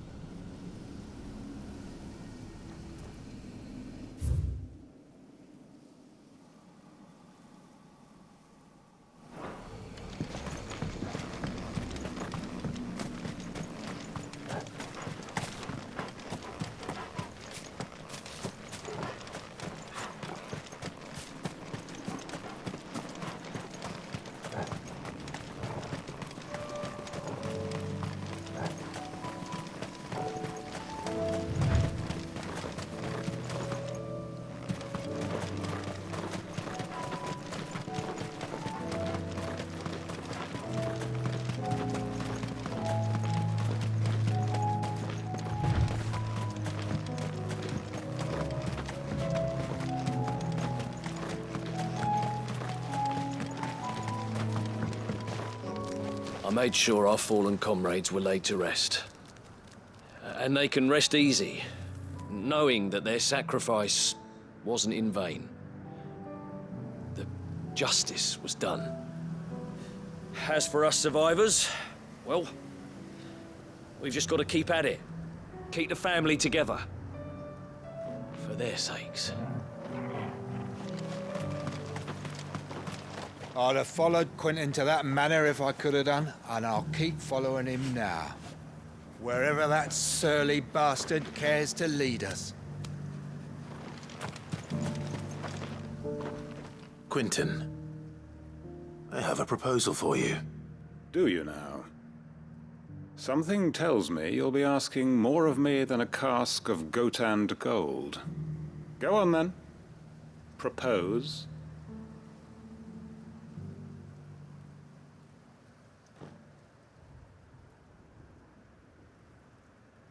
You'd have me convince the chiefs and chamberlains of the realm that they should simply swallow their pride and do the one thing that has proved impossible for thousands of years. Was there anything else? Perhaps I can fetch you a meat pie as well. I know it's a lot to ask, but I can think of none better suited to the role. And you'd have me give up what little I have left to do it. I told you, Clive. The people of Lostwing are my family, and I cannot abandon them. You'll have to find someone else. I'm sorry to hear that. So am I. And why might that be? What he's asking. How's it any different to what you've done so far? They want you to speak for those who can't speak for themselves. That's what you do best. If it's the vineyard you're worried about, we'll see that the grapes are picked and the tons filled. You know we will. It's not that. Then what is it? You said yourself we're family. Don't you trust us? You know that's not what I'm... Then what are you saying? That only we are worth saving? Why turn your back on everyone else? You convinced us we could build new lives for ourselves, and if you can do that, who's to say you couldn't convince the entire realm? A stirring argument. I fear that any rejoinder I make might fall somewhat flat by comparison. So you'll join us? Where do you need me? Field Marshal Havel will want to speak with you in person. He's currently in Port Isolde. I can arrange for a party of Cursebreakers to accompany you there. That would be very much appreciated. I hear the roads are far from safe these days. Hopefully not for long. My uncle will want to know that his plan is taking shape. Any statesmen we speak with are liable to resist our entreaties if they feel that what little power remains to them is at stake. They must be dealt with skillfully. I shall not repeat the errors of my past. Reckon Master Quentin could argue an egg back up a hen's quim if he set his mind to it.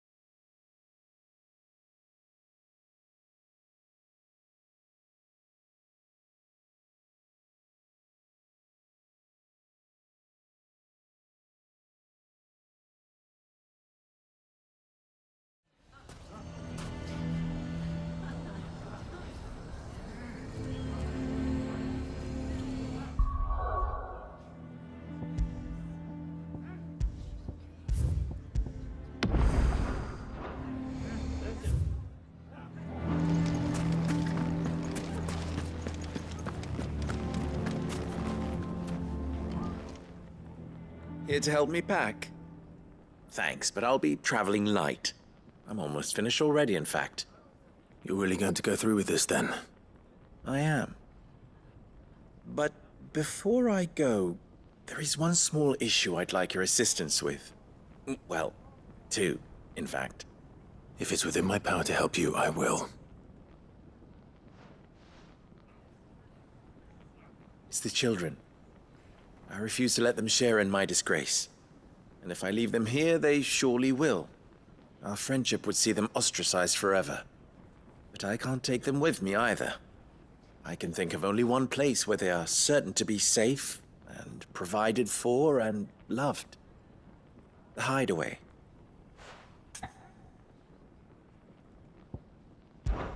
Of course. The children will be more than welcome. Thank you, Clive. I will not forget this.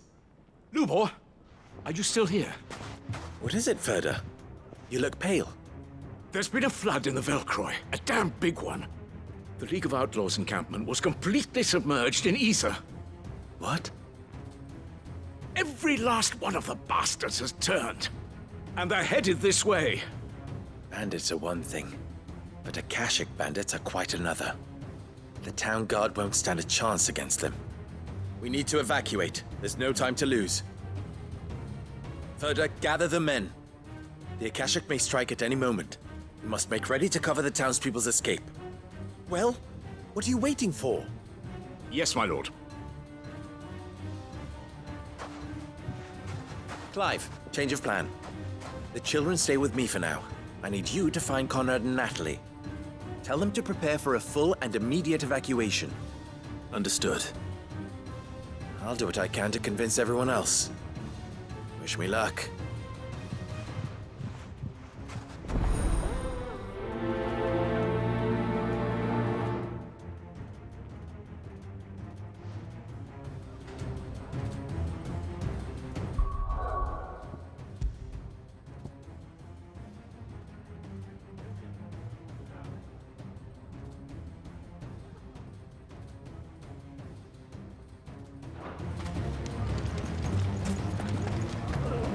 You have to listen to me. They're coming. You need to evacuate. Know your place, bearer. Why do they always have to make such a fuss outside? It's driving away our customers. What's the commotion? That snake spitting his lies again by the sound of it.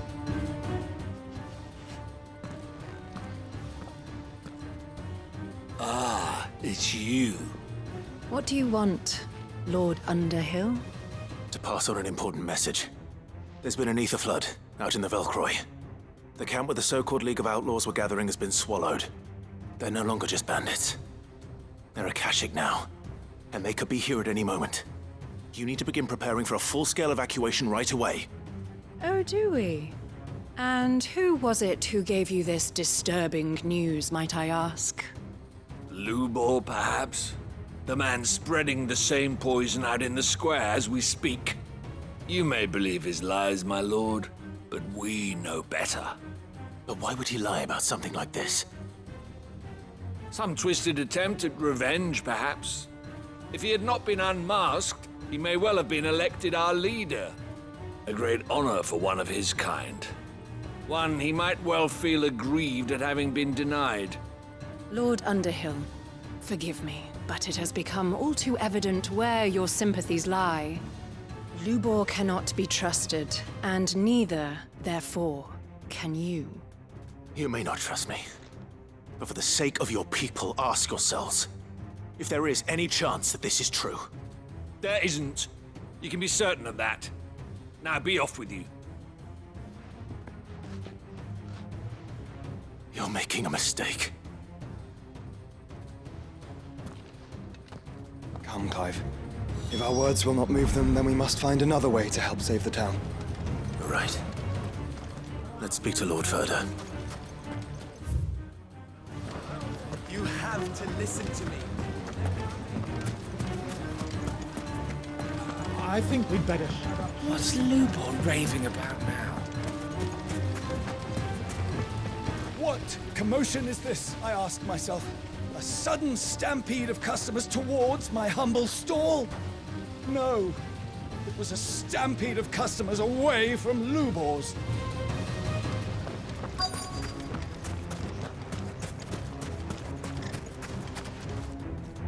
Lord Ferda.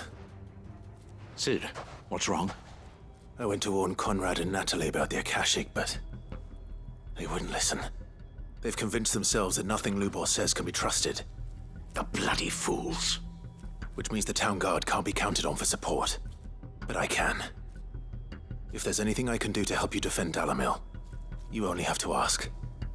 I appreciate it. Sid! Ferda! I've been looking for you everywhere.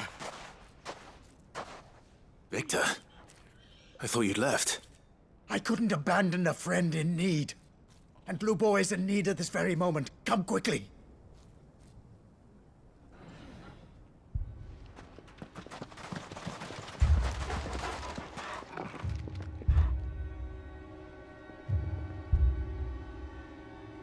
You have to believe me! The Akashic are coming!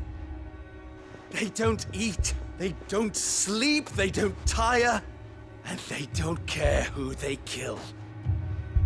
They're unlike anything that's come before. There will be no parley, no mercy granted! We may have saved the town once, but this is different. I do not ask that you forgive me, but please believe me. If you do not run, you will die.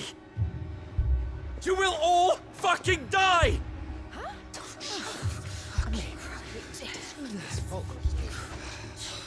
You'd like that, wouldn't you, bearer? Yeah, with us out of the way, your kind will be free to claim Dalamil for yourselves. You should run! Run, bearer! Yeah, run! Run! Far, far away! Run! Just go! Yeah. Yeah. Yes! Go! Come on, then. Go on! Go! Just go. Lubor! Wait! Someone's coming.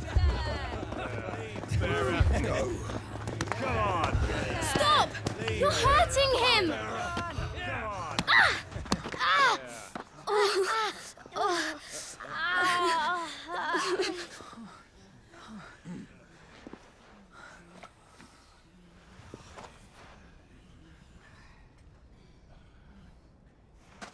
What did Lubor ever do to you? He solves all your stupid problems, and he keeps all of you safe. You know there's nothing he wouldn't do for this town. Who was it who made that cleaver you use every day, Conrad? And what about your counting table, Natalie? Who fixed that? Whose men make sure the streets are clean so all your boots don't get dirty? Who spends all day, every day making sure things run smoothly round here? And none of you ever say thank you. Ever. But did Lubor ever complain? Well, does he ever stop smiling? He keeps this whole place going. And you act like it doesn't even exist.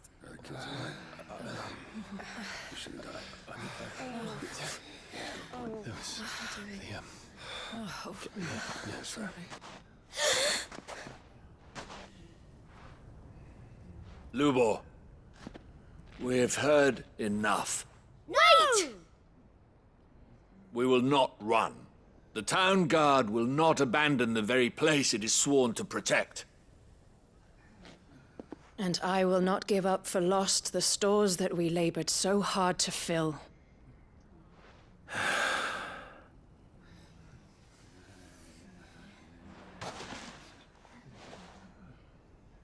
So tell us, how do you propose we deal with these Akashic of yours?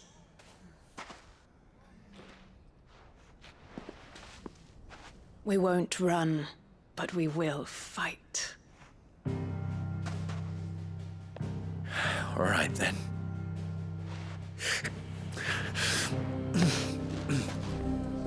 Fine.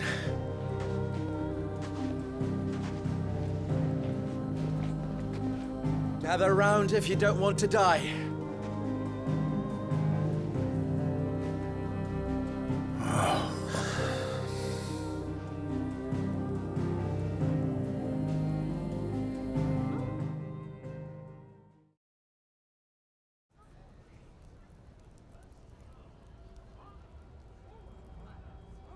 Allow me to explain the situation. The ether flood occurred near the village of Cheratina, deep in the Velcroy. The place had been abandoned for years, until the League of Outlaws decided to make it their base of operations. Now they're all turned, and if the scouts' reports are correct, heading in this direction. They are mindless monsters, driven only by hate and rage, and they are utterly unpredictable. With the bandits, we at least knew how and where they were likely to attack. When these creatures come, Dalamil will have the bitterest fight it has ever faced on its hands. The town guard will muster at the north gate. The rest of us will take the south. Both forces will provide men to serve as scouts and messengers, ready to spread word of the size and nature of the Akashic Force as soon as it is spotted. And as soon as it has been, we will converge on its position and see that it is driven back from Dalamil at all costs. Conrad, can I count on the support of the town guard? Always. I leave the selection and coordination of the messengers in your hands, Victor. And the command of our men in yours, Ferda. If you would both be so kind. Consider it done.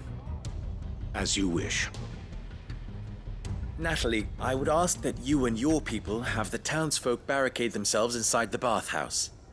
And tell the merchant not to waste time securing anything beside the essentials. Preserving life is our one and only concern.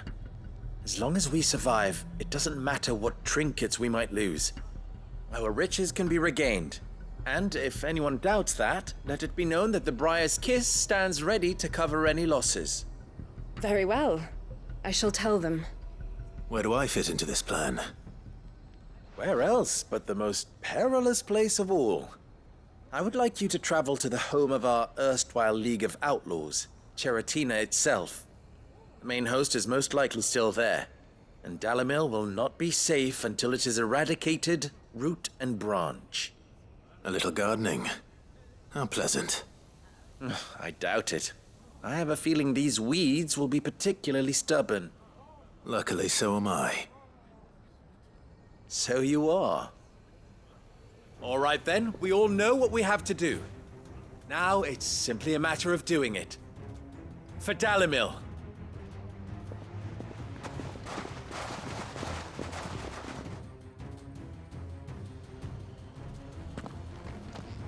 Looks like everyone's ready. I better not keep them waiting.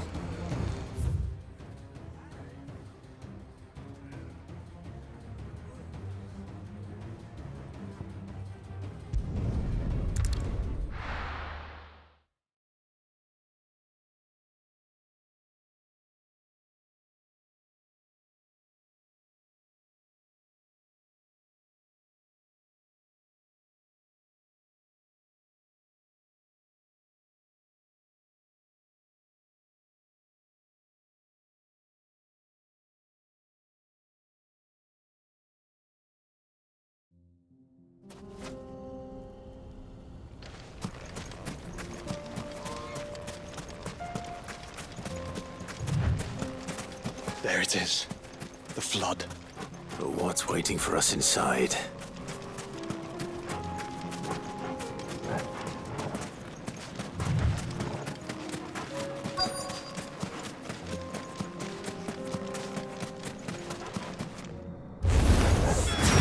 Can't leave a single one alive.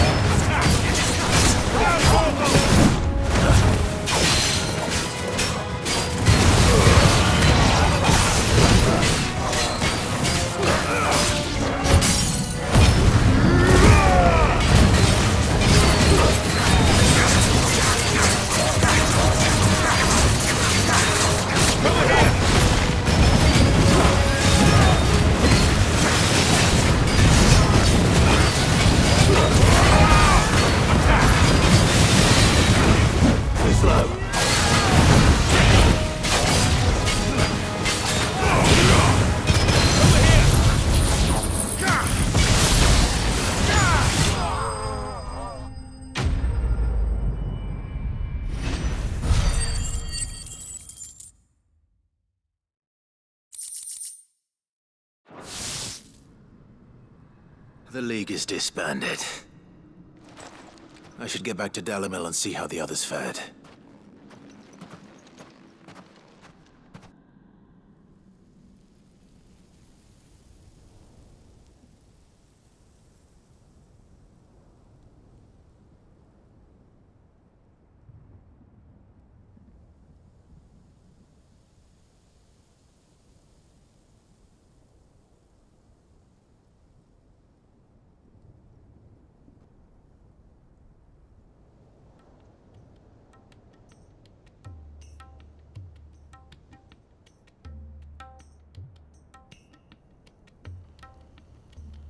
All the Akashic we were able to find have been dealt with.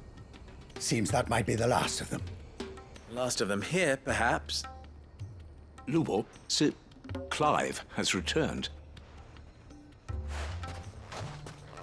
Clive! What news from Charatina? It's done. Root and branch. I knew you wouldn't let me down. Thank you, my lord. Friends, the Horde has been driven back. The Akashic have been defeated.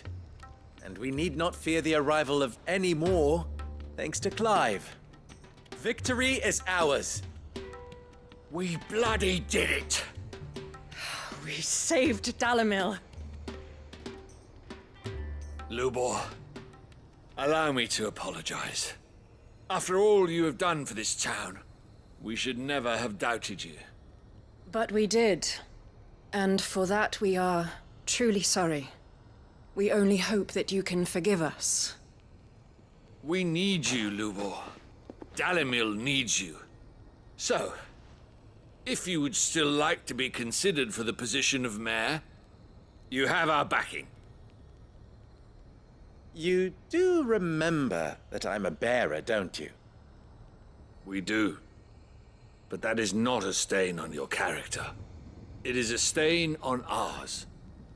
We thought only of what we perceived bearers to be, not what you truly are.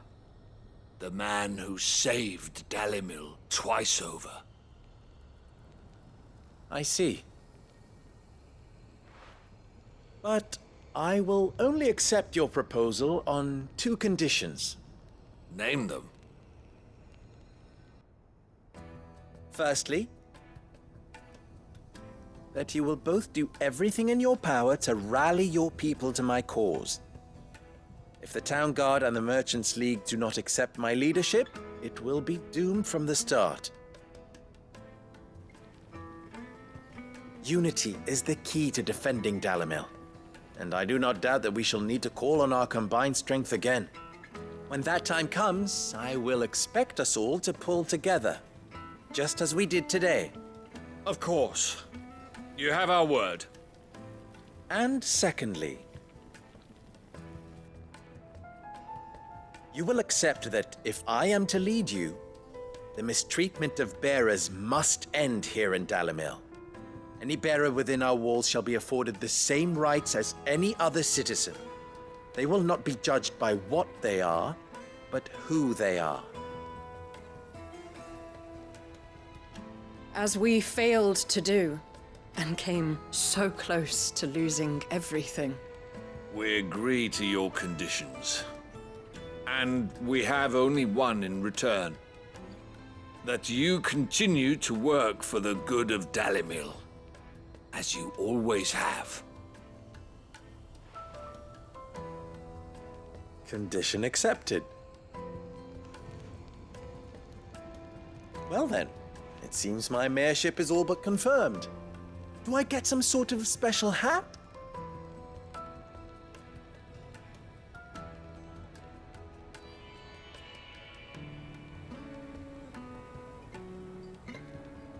How fickle fate can be. Not so long ago, I had resigned myself to leaving Dalimil in disgrace. And now, I find myself her leader. Here. For everything.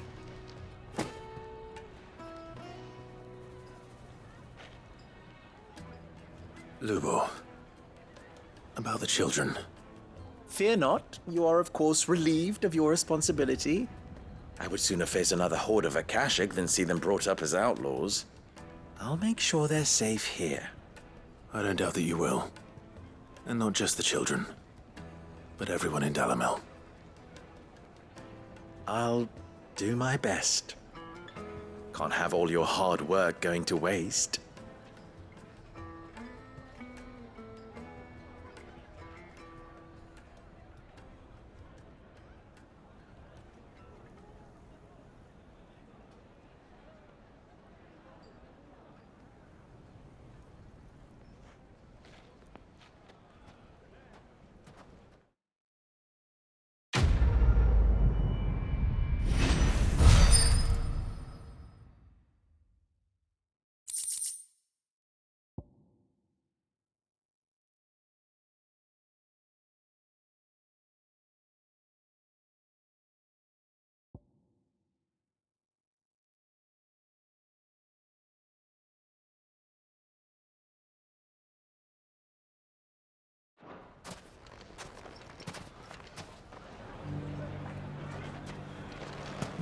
I shall devote my every effort to creating a haven for man and bearer both. Just like a certain someone else I know. Someone to whom I owe a debt of gratitude. Well, I certainly didn't expect it, but Dalamel seems more united than ever. I'll have to redouble my efforts to bring Costness under control. Can't have Lubor showing me up again. From bearer boy to mayor of Dalamil, how far Lubor has come, and how richly he deserves it.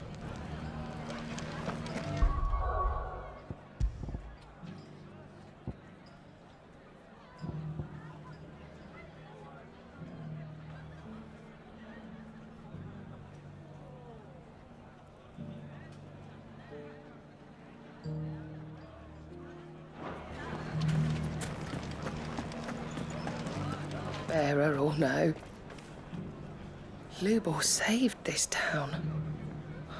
And I spat in his face. Ginger and ginseng. How about a few spicy sausages to put in your pot, eh? They'll warm you up no end. The Drake's balms are still selling well, you'll be pleased to know. Think I'll make Lubor a present of some. Try and get the mayoral seal of approval. So, you're going to join the Watch after all, then? I am. Working down the mines made me strong. It's time I gave something back.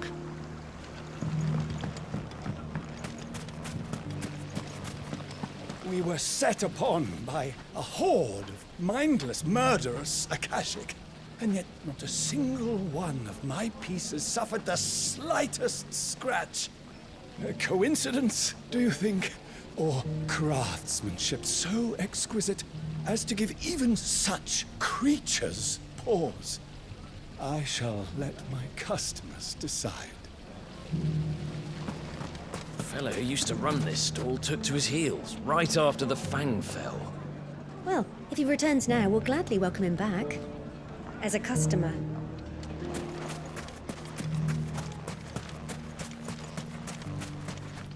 Anything I can interest you in?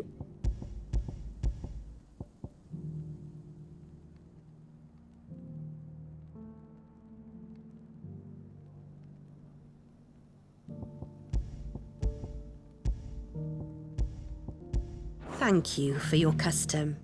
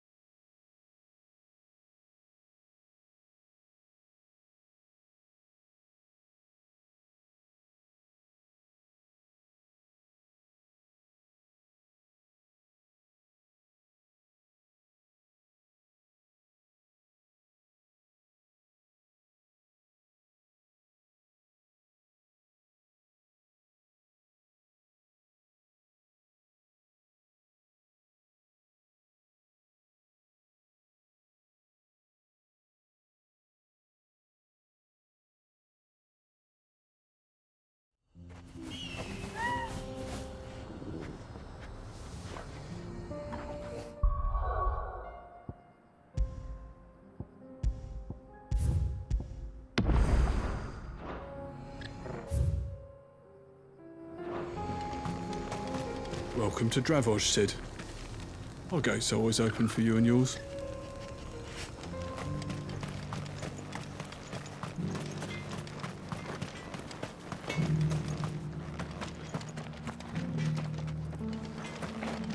I have some things for sale.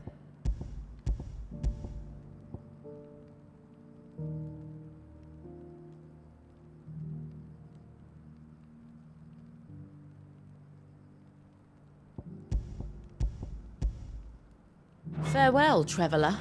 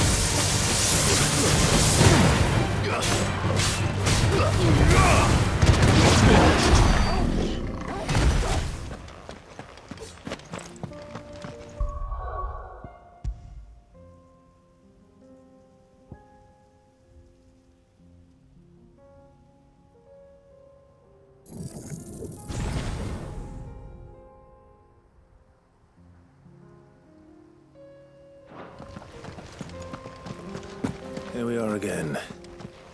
Carava. If you were a tortoise, Torgor, where would you hide?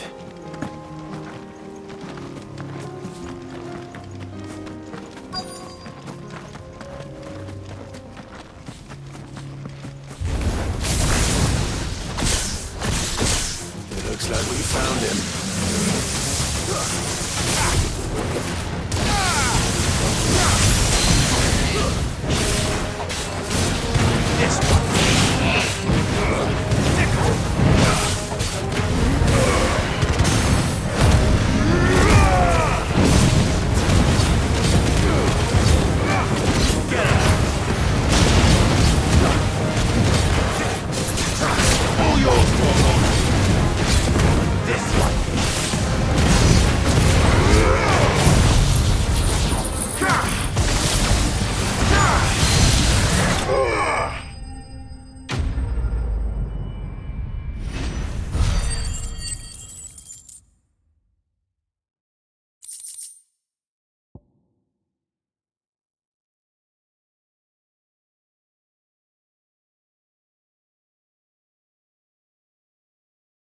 I better get these materials to Mid so she can finish her prototype.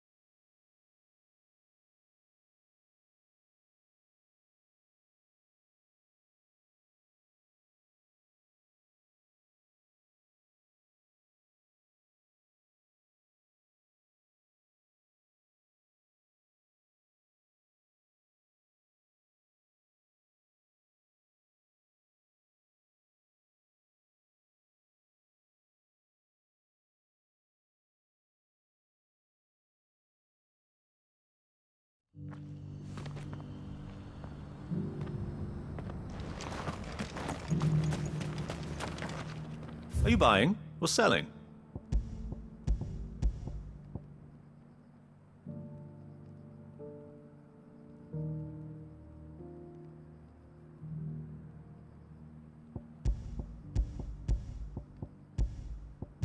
Go safely.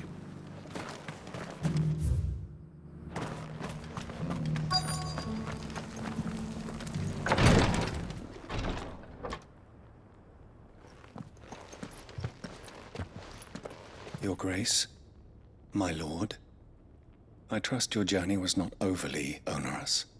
Cyril, you found a letter from Father? Yes, I have it here.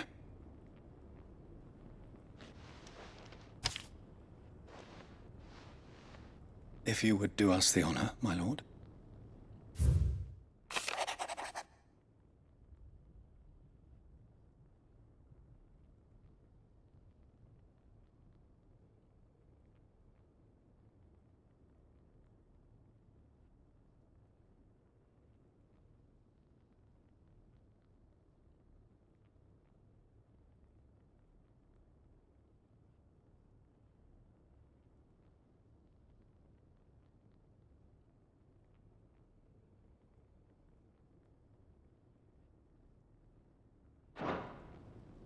An inheritance.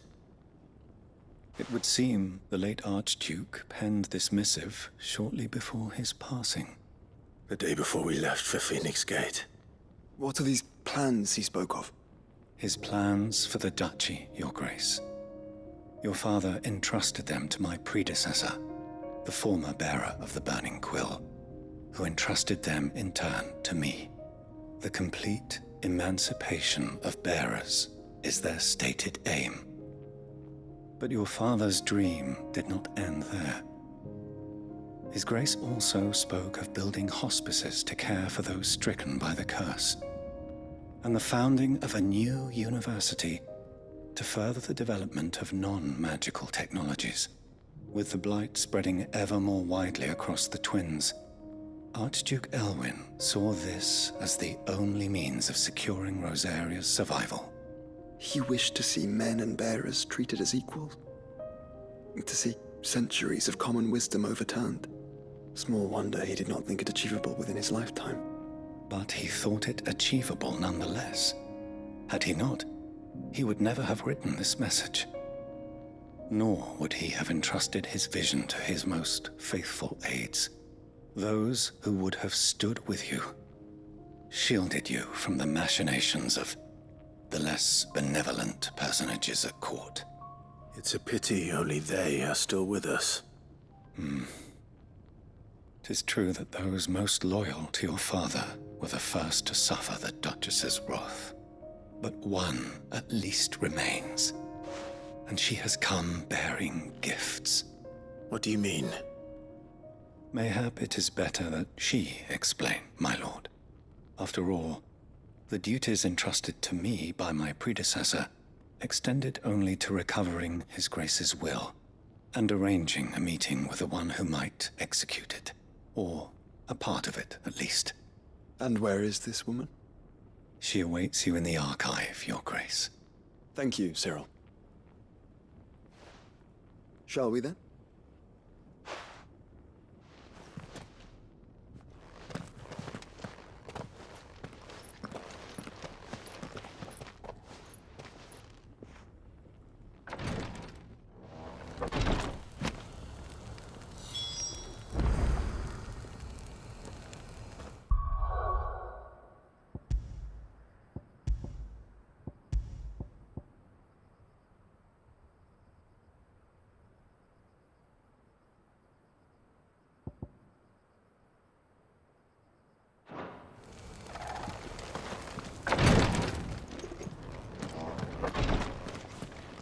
News has reached us of the black bulk that soars over the strait.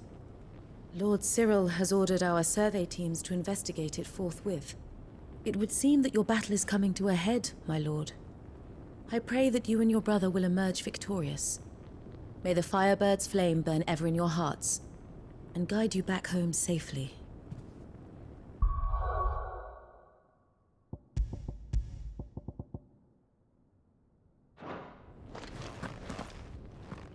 Lord Marquis, if you have a moment. What is it, Cyril? One of our brethren lately journeyed across the strait in order to pursue a new avenue of inquiry in our ongoing investigation.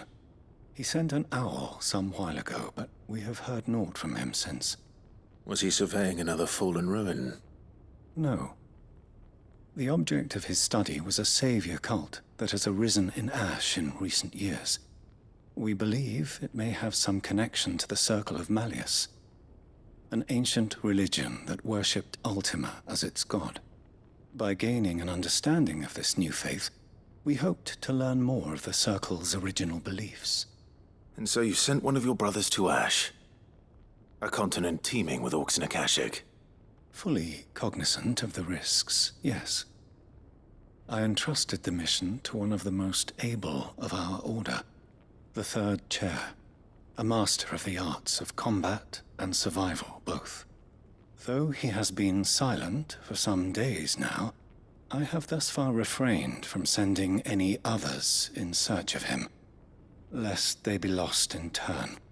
Yet, it seemed only right to inform you of the situation, given your unique experience of the perils of Ash. For as you so earnestly advised me, it would not do to abandon a man to his fate, when he might yet be saved.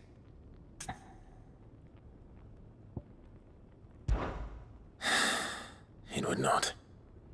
But Ash is a big place. Can you be any more specific? Perhaps.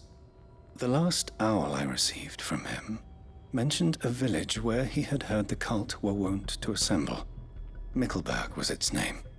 It lies in the southern reaches of Waloed. If aught ill befell him, I expect it did so there. Right.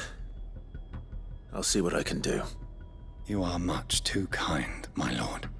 Go then, with my hopes, and may the firebird's flame ever burn in your heart.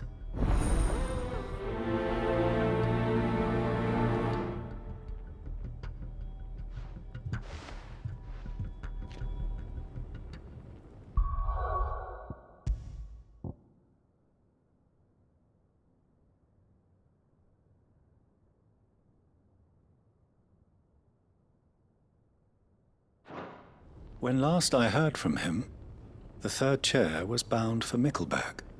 If you mean to seek him out, my lord, I can think of no better place to start. If this new faith really is an offshoot of the Circle of Malleus, then... Let's concentrate on finding the Third Chair first, shall we?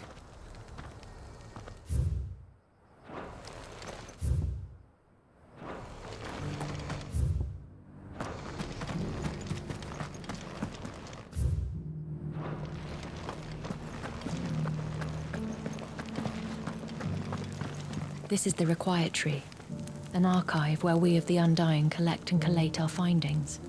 Fragments of Ultima's true nature surely lie buried within these pages. We have only to unearth them.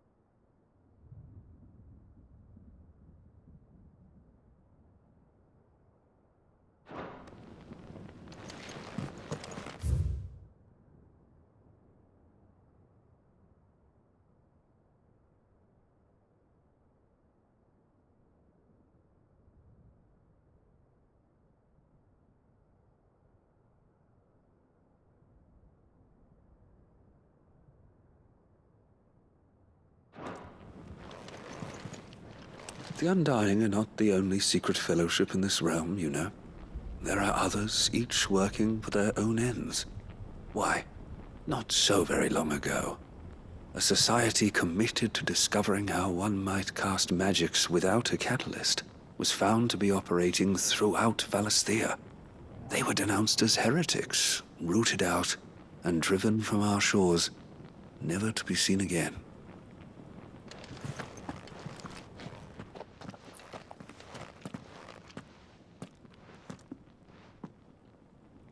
My lord, your grace. I hardly recognize you. I am Goditha, retainer of House Rosfield, loyal servant to the Phoenix and his shields. Your father, the Archduke Elwyn, entrusted me with the delivery of a gift. I only hope you can forgive my tardiness in bringing it to you. Lift up your head, Lady Goditha. You have our gratitude for your service to our house and to our father. I merely did my duty, as any proud Rosarian would. My lady, perhaps you could explain a little more? What exactly is the gift you bring? As I'm sure you know, it has long been the custom for the children of House Rosfield to be presented with certain keepsakes upon their coming of age. Indeed it has. Our father often spoke of the day when our turn would come. And had he lived to see it, he would have presented you with the treasures I bear. Matching armbands for you both. Alas, he did not live. Indeed, he was taken from us even before they could be completed. He had intended to claim the Heartstone with which each armband was to be finished himself, but it was not to be. And his gifts remain incomplete. I see. It saddens me to bring them before you, as they are. It was your father's wish that you be presented with the finished articles, not these works in progress. But with his grace long since gone, and the stone left unclaimed, I had little choice. You are grown men now, and his house is yours. And while I would not presume to insist upon your claiming the Heartstone in his stead, I know that nothing would have pleased him more than for you to do so. Thank you, Lady Goditha. What say you, Clive? What else? Of course, my lady. May our father's will be done. Oh, I am much obliged. Do you know where we might find this Heartstone, my lady? I do. Though it may be a matter of a good deal more than simply happening upon it. It is found in the bellies of elder griffins, you see. We do at least know where to find one. A certain specimen has made its nest in Titan's Wake, not far from here. A certain specimen? You are most perceptive, Your Grace. In answer to your unspoken question, yes. In fact, this is the very same beast your father meant to slay. I have been tracking its movements since you were but a boy. Were you to slay it in his stead, as men of House Rosfield, it would surely make your father proud. What say you, Joshua? What else?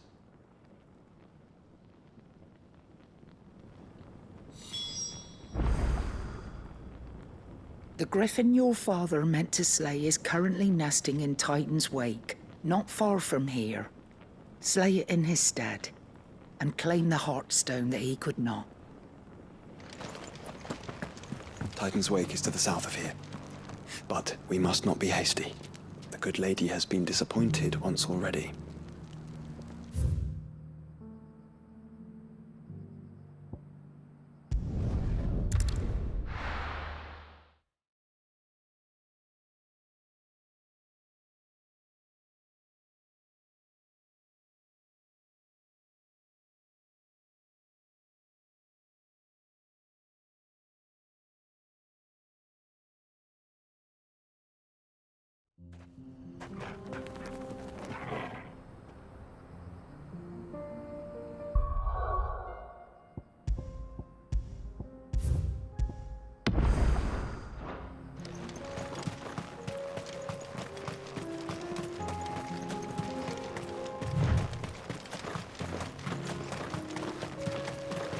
Eyes peeled, Joshua.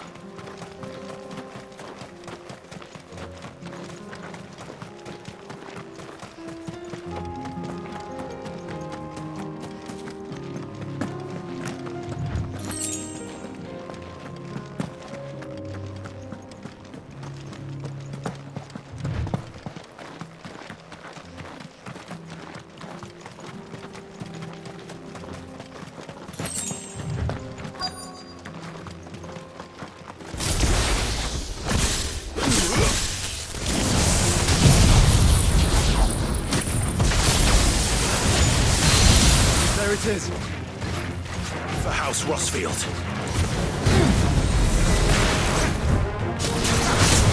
Count Orville!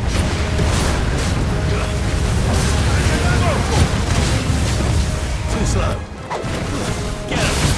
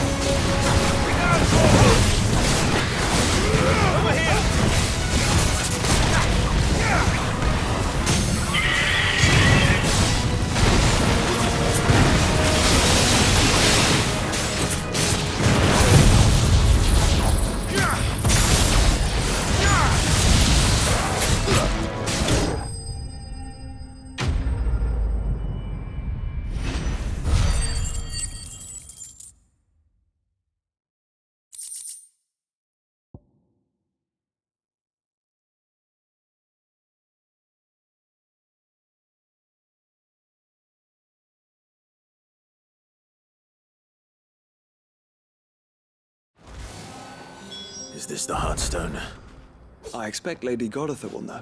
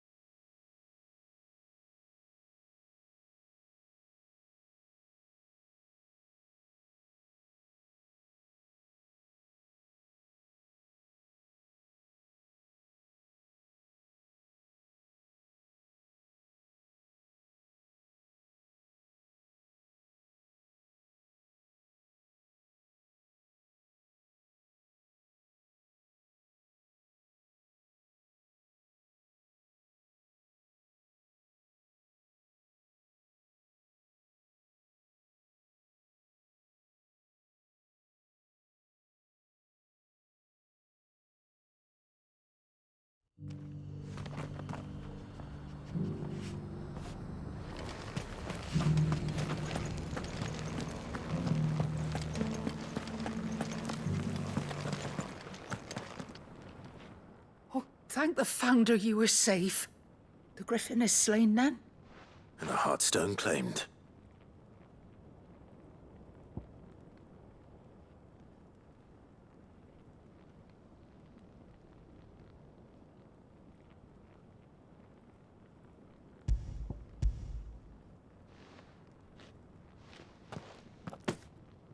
Yes. This radiant luster, like frozen flame, is just as your father described it. Thank you, my lord. Your grace. Your father would be so proud. Lady Goditha, the lapidary is ready. Thank you, Cyril. I will be with him shortly. If you would excuse me, I shall have the stone cut and set forthwith.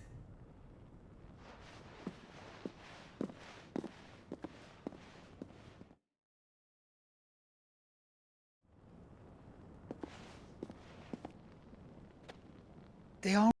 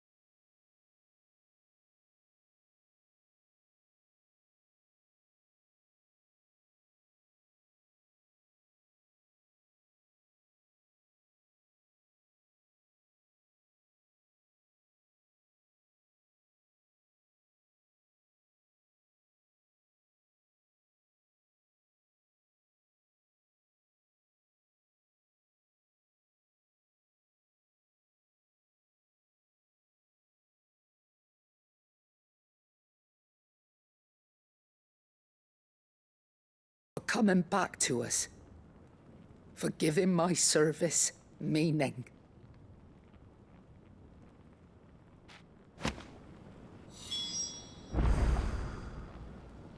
I remain your faithful servant, my lord.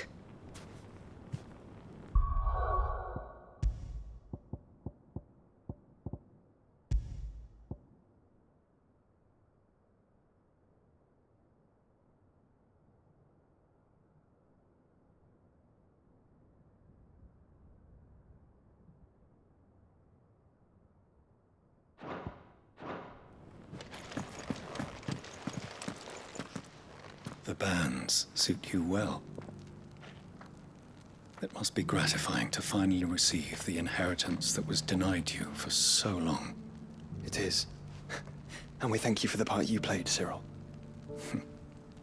If you would permit me to play my part a little longer, might I suggest that you make your way to your father's memorial atop Hawk's Cry Cliff?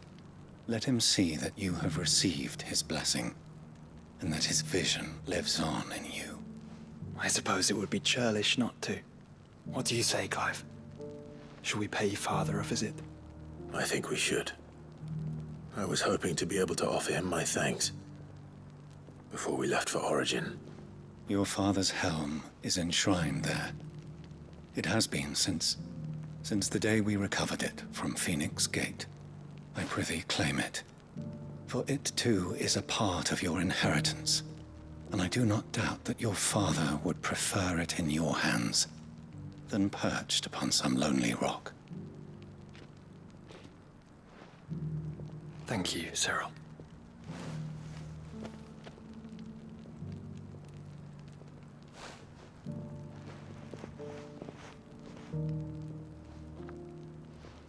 Come on, Clive. He's waiting.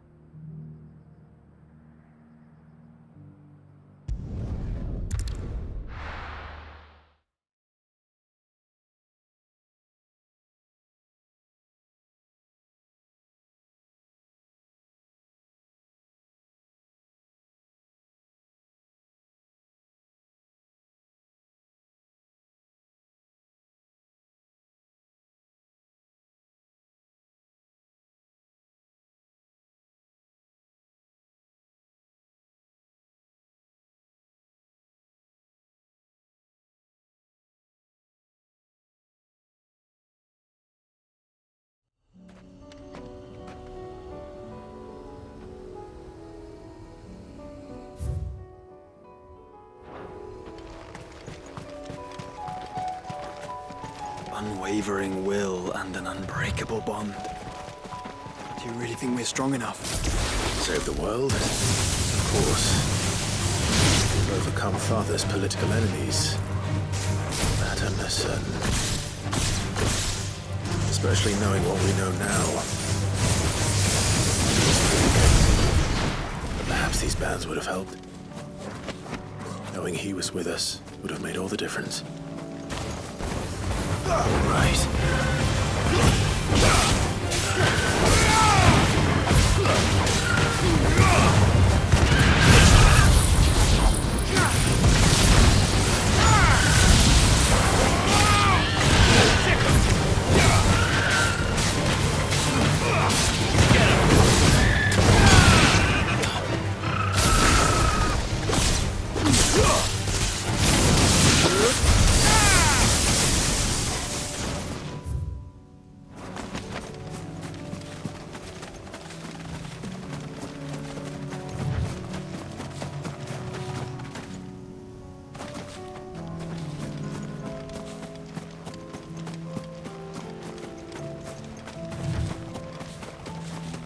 It's just back there.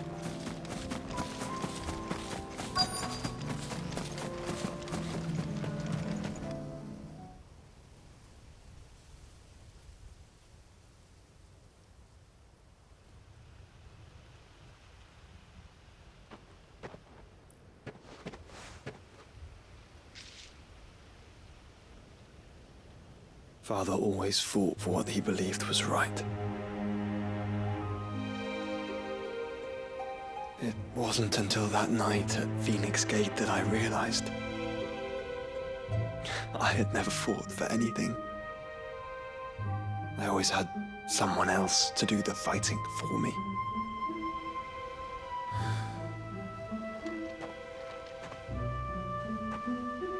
No matter how fate conspired against him, he never lost heart, never looked back, never stopped fighting. To me, he was the greatest of men. And I've been trying to live up to his ideals ever since.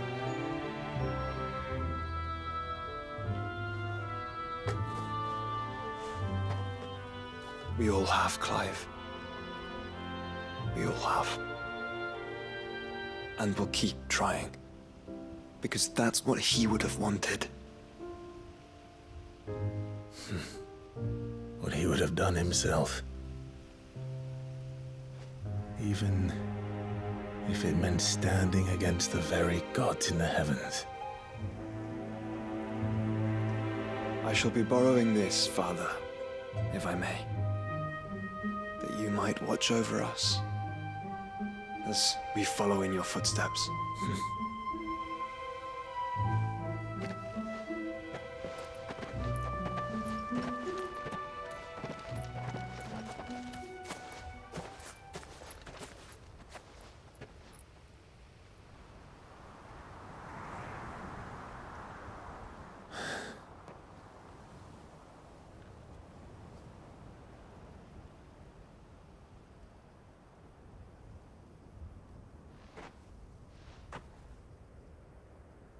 We won't lay you down.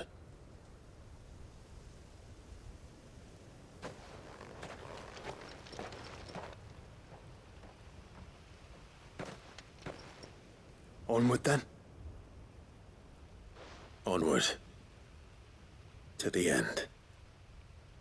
And to a new beginning.